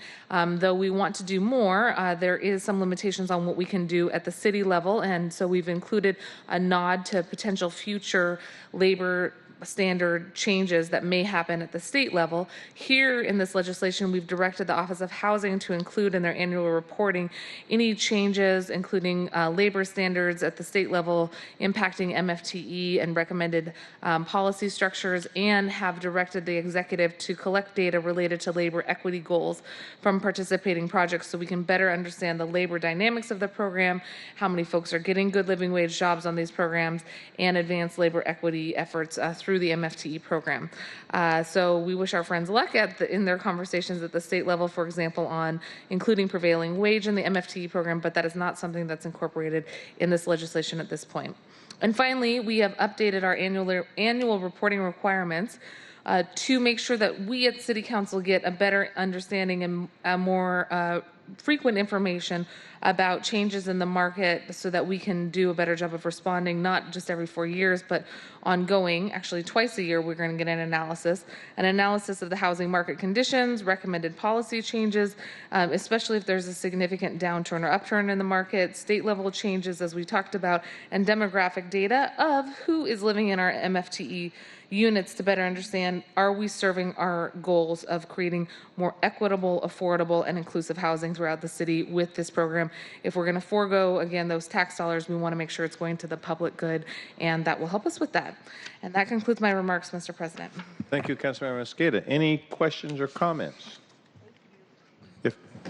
If not, please call the roll on the passage of the bill.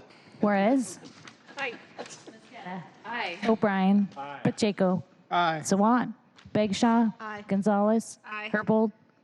President Harrell. Aye. 7 in favor, none opposed. The bill passes and the chair will sign it. I'm going to take a quick break. I hope that we can revisit 5, 6, and 7. Yeah, I'm sure you do. Please read the next agenda item. Up to mine. The report of the Planning, Land Use, and Zoning Committee, Agenda Item 8, Clerk File 314359, an application of Matt Driscoll to rezone approximately 4,320 square foot site located at 4730 15th Avenue Northeast. Committee recommends that the application be granted as conditioned. Councilmember Pacheco. So, colleagues, this is a contract rezone application for 4730 15th Avenue Northeast on the east side of 15th Avenue in the University District. The rezone would take the parcel from low-rise 3 to neighborhood commercial 2 with a 65-foot height limit and would fill in the gap in the block that was left after the rest of the block face was rezoned. The rezone will facilitate the development of a 127-unit apartment building with ground floor retail. The PLUS Committee amended this application to increase the MHA requirements to the correct level, which will require 9% of units be affordable or that developer pay $20 per square foot.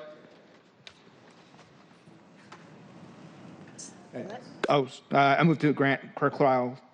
I move to grant clerk file 314359 as conditioned. Very good. Any other questions or comments?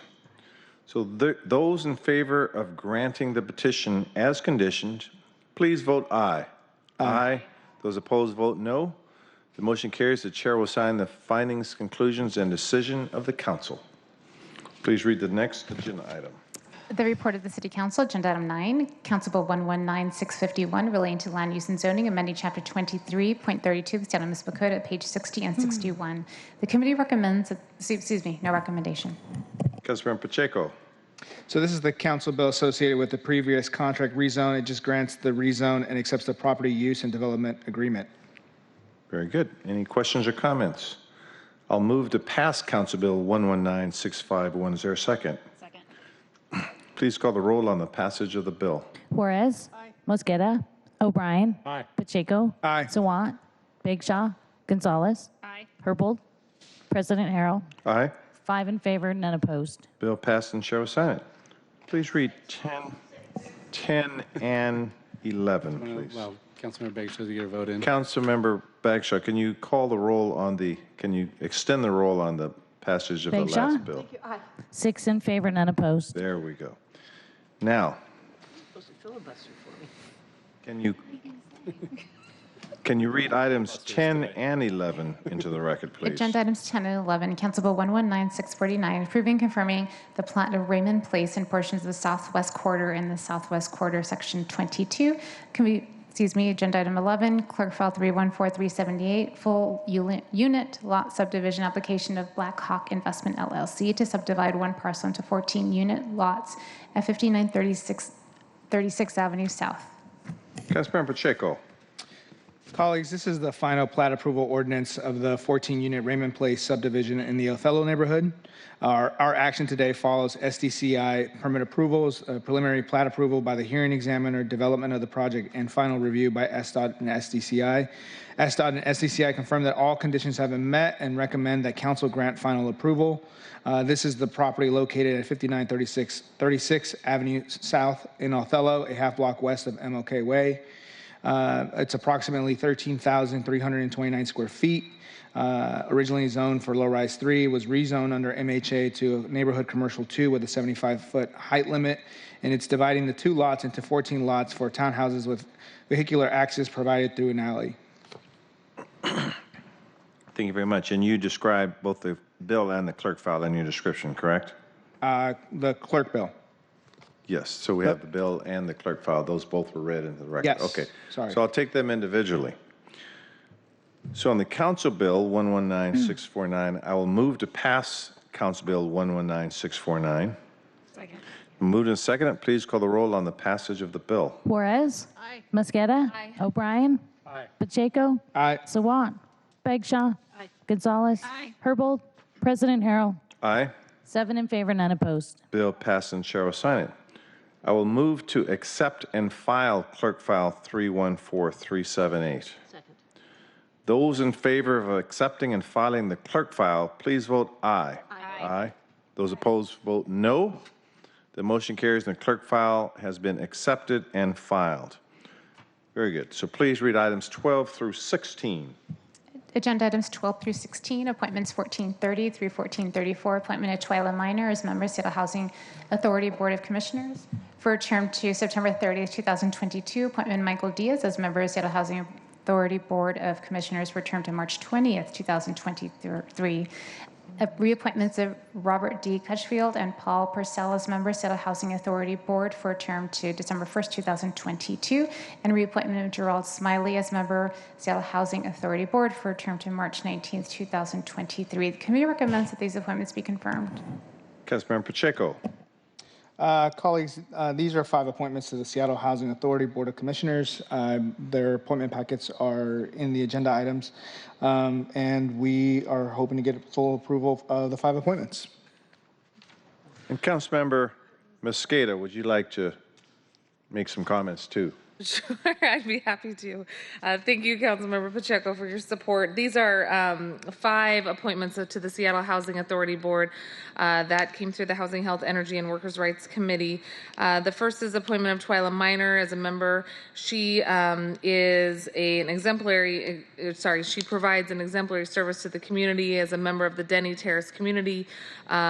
She runs the feeding ministry at Greater Mount Baker Church, is an active volunteer for emergency feeding programs of Seattle and King County and collects donations to help stock the emergency feeding warehouse for the last 5 years. She's been a resident of the Seattle Housing Authority since 2001. The appointment of Michael Diaz is coming before us, as well as a new member. Michael was formerly an employee of Plymouth Housing Group, where he oversaw the rental housing office and has been a resident of the Seattle Housing Authority since 2016. And then we have 3 reappointments. The reappointment of Robert Crutchfield as for his second term serving on the authority board. He was an adjunct professor at the School of Social Work at the University of Washington, an honorary professor of the School of Social Sciences at the University of Queensland, Australia. We have the reappointment of Paul Purcell, who would be serving for his second term as well. He is a founder and strategic advisor of the Beacon Development Group, where he has overseen development of over 80 projects totaling about $900 million of investments in affordable housing for clients across Washington. And finally, the reappointment of Gerald Smiley. This would be Gerald's second term. He's a laborer from Local 242, organizes with the Northwest Regional Organizing Coalition and Laborers Local 242. And is the owner of Big League Prep Free mobile app, where he provides training for youth coaches, and he is a Puget Sound Sage board member. Committee recommends appointments of 1430 through 1434 be confirmed. All right. Any other comments on any of these appointments? Those in favor of confirming the appointments, please vote aye. Aye. Those opposed, vote no. The motion carries and the appointments are confirmed. Please read the report of the Civic Development, Public Assets, and Native Communities Committee. The report of the Civic Development, Public Assets, and Native Communities Committee, Agenda Item 17, Council Bill 119648, relating to Seattle Parks and Recreation, authorizing the superintendent to amend the existing 10-year lease with the Seattle Children's PlayGarden to add a third additional extended term of 5 years. Committee recommends the bill pass. Councilmember Juarez. Great, thank you, Madam Clerk. As you stated, this is a parks bill that authorizes the superintendent to amend the existing 10-year lease. This program opens more recreational opportunities for children with physical challenges. It's centrally located at Coleman Playfield, which is an ideal place for a specialized recreational facility. The Civic Development, Public Assets, and Native Communities Committee recommends full council pass this ordinance. Thank you, Councilmember Juarez. Any questions or comments? Please call the roll on the passage of the bill. Juarez. Aye. Mosqueda. Aye. O'Brien. Pacheco. Aye. Sawant. Bagshaw. Aye. Gonzalez. Aye. Herbold. President Harrell. Aye. 6 in favor, none opposed. The bill passes and the chair will sign it. Please read the next agenda item. Short title. Agenda Item 18, Council Bill 119655, relating to the Seattle Monorail, approving a letter of agreement between the Seattle Monorail Services, LLC, and the Seattle Center Department. Committee recommends the bill pass as amended. Councilmember Juarez. Thank you. If we could all sing the Monorail song from The Simpsons as I read this, that would be great. This would approve a letter of agreement between Seattle Monorail Services and Seattle Center and would authorize the Seattle Center Director to negotiate and execute an amendment to the Monorail concession agreement. The biggest piece of this for me is the implementation of the ORCA program as an option to use on the monorail, which will begin October 2019. I sponsored an amendment that requires Director Nellums to report back to committee to finalize the agreement, if you finalize the agreement. The Civic Development, Public Assets, and Native Communities Committee recommends full council pass Council Bill 119655 as amended. Thank you, Councilmember Juarez. Any questions or comments? Councilmember Bagshaw. Quickly, thank you, Councilmember Juarez. Wonderful job on this. I want to acknowledge Robert Nellums and Tom Albro. I think at one point I know this went on for a very long time, and I think at one point we just suggested throw the lawyers out of the room and have a beer summit. Since 2014. And it worked. So anyway, thank you for your help. Yep, got it done. Those are our only comments. Let's call the roll on the passage of the bill. Juarez. Aye. Mosqueda. Aye. O'Brien. Aye. Pacheco. Aye. Sawant. Bagshaw. Aye. Gonzalez. Aye. Herbold. President Harrell. Aye. 7 in favor, none opposed. The bill passes and the chair will sign it. Please read agenda item number 19. Agenda item 19, Council Bill 119647, authorizing the General Manager, CEO of Seattle Public Utilities to execute a memorandum of agreement between the City of Seattle and the Muckleshoot Indian Tribe. The committee recommends that the bill pass. Councilmember Juarez. Thank you. And as Madam Clerk stated, this is an ordinance to execute a memorandum of agreement. The city owns a collection of 12,000 artifacts that obtained between 1986 and 1989 as part of the Cultural Resource Mitigation Plan developed for safety improvements to the Cedar Masonry Dam and construction. The collection contains artifacts like projectile points, cores, cobblestones, flakes, and fire-altered rock, representing approximately 10,000 years of human habitation. The Muckleshoot Indian Tribe desires to obtain, house, and maintain 9 pieces that hold historic and cultural significance for the Muckleshoot Nation and other tribes in the region. The committee recommends full council pass Council Bill 119647. Thank you, Councilmember Juarez. Any questions or comments? Now, please call the roll on the passage of the bill. Juarez. Aye. Mosqueda. O'Brien. Pacheco. Aye. Sawant. Bagshaw. Aye. Gonzalez. Aye. Herbold. President Harrell. Aye. 7 in favor, none opposed. The bill passed and Chair will sign it. Please read agenda item number 20. Agenda item 20, appointment 1426, appointment of Andrea C. Akita as member, Seattle Park District Community Oversight Committee for term to March 31st, 2022. The committee recommends the appointment be confirmed. Councilmember Juarez. Thank you. This appointment is a role that represents District 2, Council President Harrell's district, for the Parks District Oversight Committee. The PDOC provides advice to the mayor, city council, and the superintendent of parks and recreation related to Seattle Park District's project and programs. Andrea currently serves on the Board of Park Commissioners, so Andrea sees this as an opportunity to bridge the important work between the two entities.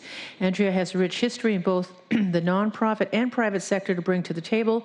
Her knowledge of social justice issues and affordable housing and her understanding of how the city works will allow her to be a value-added member to enrich the community, enrich committee discussions. The Civic Development, Public Assets, and Native Communities Committee recommends full council confirm this appointment. Very good. Any questions or comments? Not those in favor of confirming the appointment, please vote aye. Aye. Those opposed vote no. The motion carries and appointment is confirmed. Please read the report of the Sustainability and Transportation Committee, the short title. Agenda item 22, Council Bill 119653, relating to the city's traffic code, conforming the Seattle Municipal Code with changes in state law. The committee recommends the bill pass. Councilmember O'Brien. This is a cleanup code that we go through periodically to just make sure that our city codes are consistent with state law. Okay. Do you want to read, are all of these the cleanup? Are all these clean? No, they're not. So let's just take this one at a time. So any questions or comments on item number 22? Please call the roll on the passage of the bill. Juarez. Aye. Mosqueda. Aye. O'Brien. Aye. Pacheco. Aye. Sawant. Bagshaw. Gonzalez. Aye. Herbold. President Harrell. Aye. 7 in favor, none opposed. The bill passes and the chair will sign it. Please read agenda item number 23. Agenda item 23, Council Bill 119652, relating to citations and penalties in the Street and Sidewalk Use Code. The committee recommends the bill pass. Councilmember O'Brien. Thank you. So this one's a little bit different. This is essentially changing the penalties for folks that operate in the right-of-way. This covers a wide range of folks for different operations. So this is sidewalk cafes on up to major construction projects where they're taking a sidewalk in a lane of traffic. This is an attempt to just recalibrate those fees, in part to just recognize it's been a number of years since we've done that. In part also to recognize that for some of the large construction projects, it started to feel like the fees were just an easily paid cost of doing business. So we're seeing some increases there because we really want compliance, not payment on those. Very good. Thank you, Councilmember O'Brien. Any questions or comments? If not, please call the roll on the passage of the bill. Juarez. Aye. Mosqueda. Aye. O'Brien. Aye. Pacheco. Aye. Sawant. Bagshaw. Gonzalez. Aye. Herbold. President Harrell. Aye. 7 in favor, none opposed. Bill passes and chair will sign it. Please read item number 24. Agenda item 24, Council Bill 119622, relating to pedestrian and business interactions in the public place. The committee recommends the bill pass as amended. Councilmember O'Brien. Thank you. So this would change the standards for things like licensing street cafes. It redefines what's the pedestrian clear zone, which is the space between the curb and a cafe. It would increase that clear zone to require that it's 8 feet on downtown streets and 6 feet elsewhere. It also establishes what's called the pedestrian straight path. As I mentioned earlier, it would allow a little more flexibility for opening cafes, sidewalk cafes. Currently, they're prohibited in buildings adjacent to low-rise or single-family. This would allow adjacency to happen.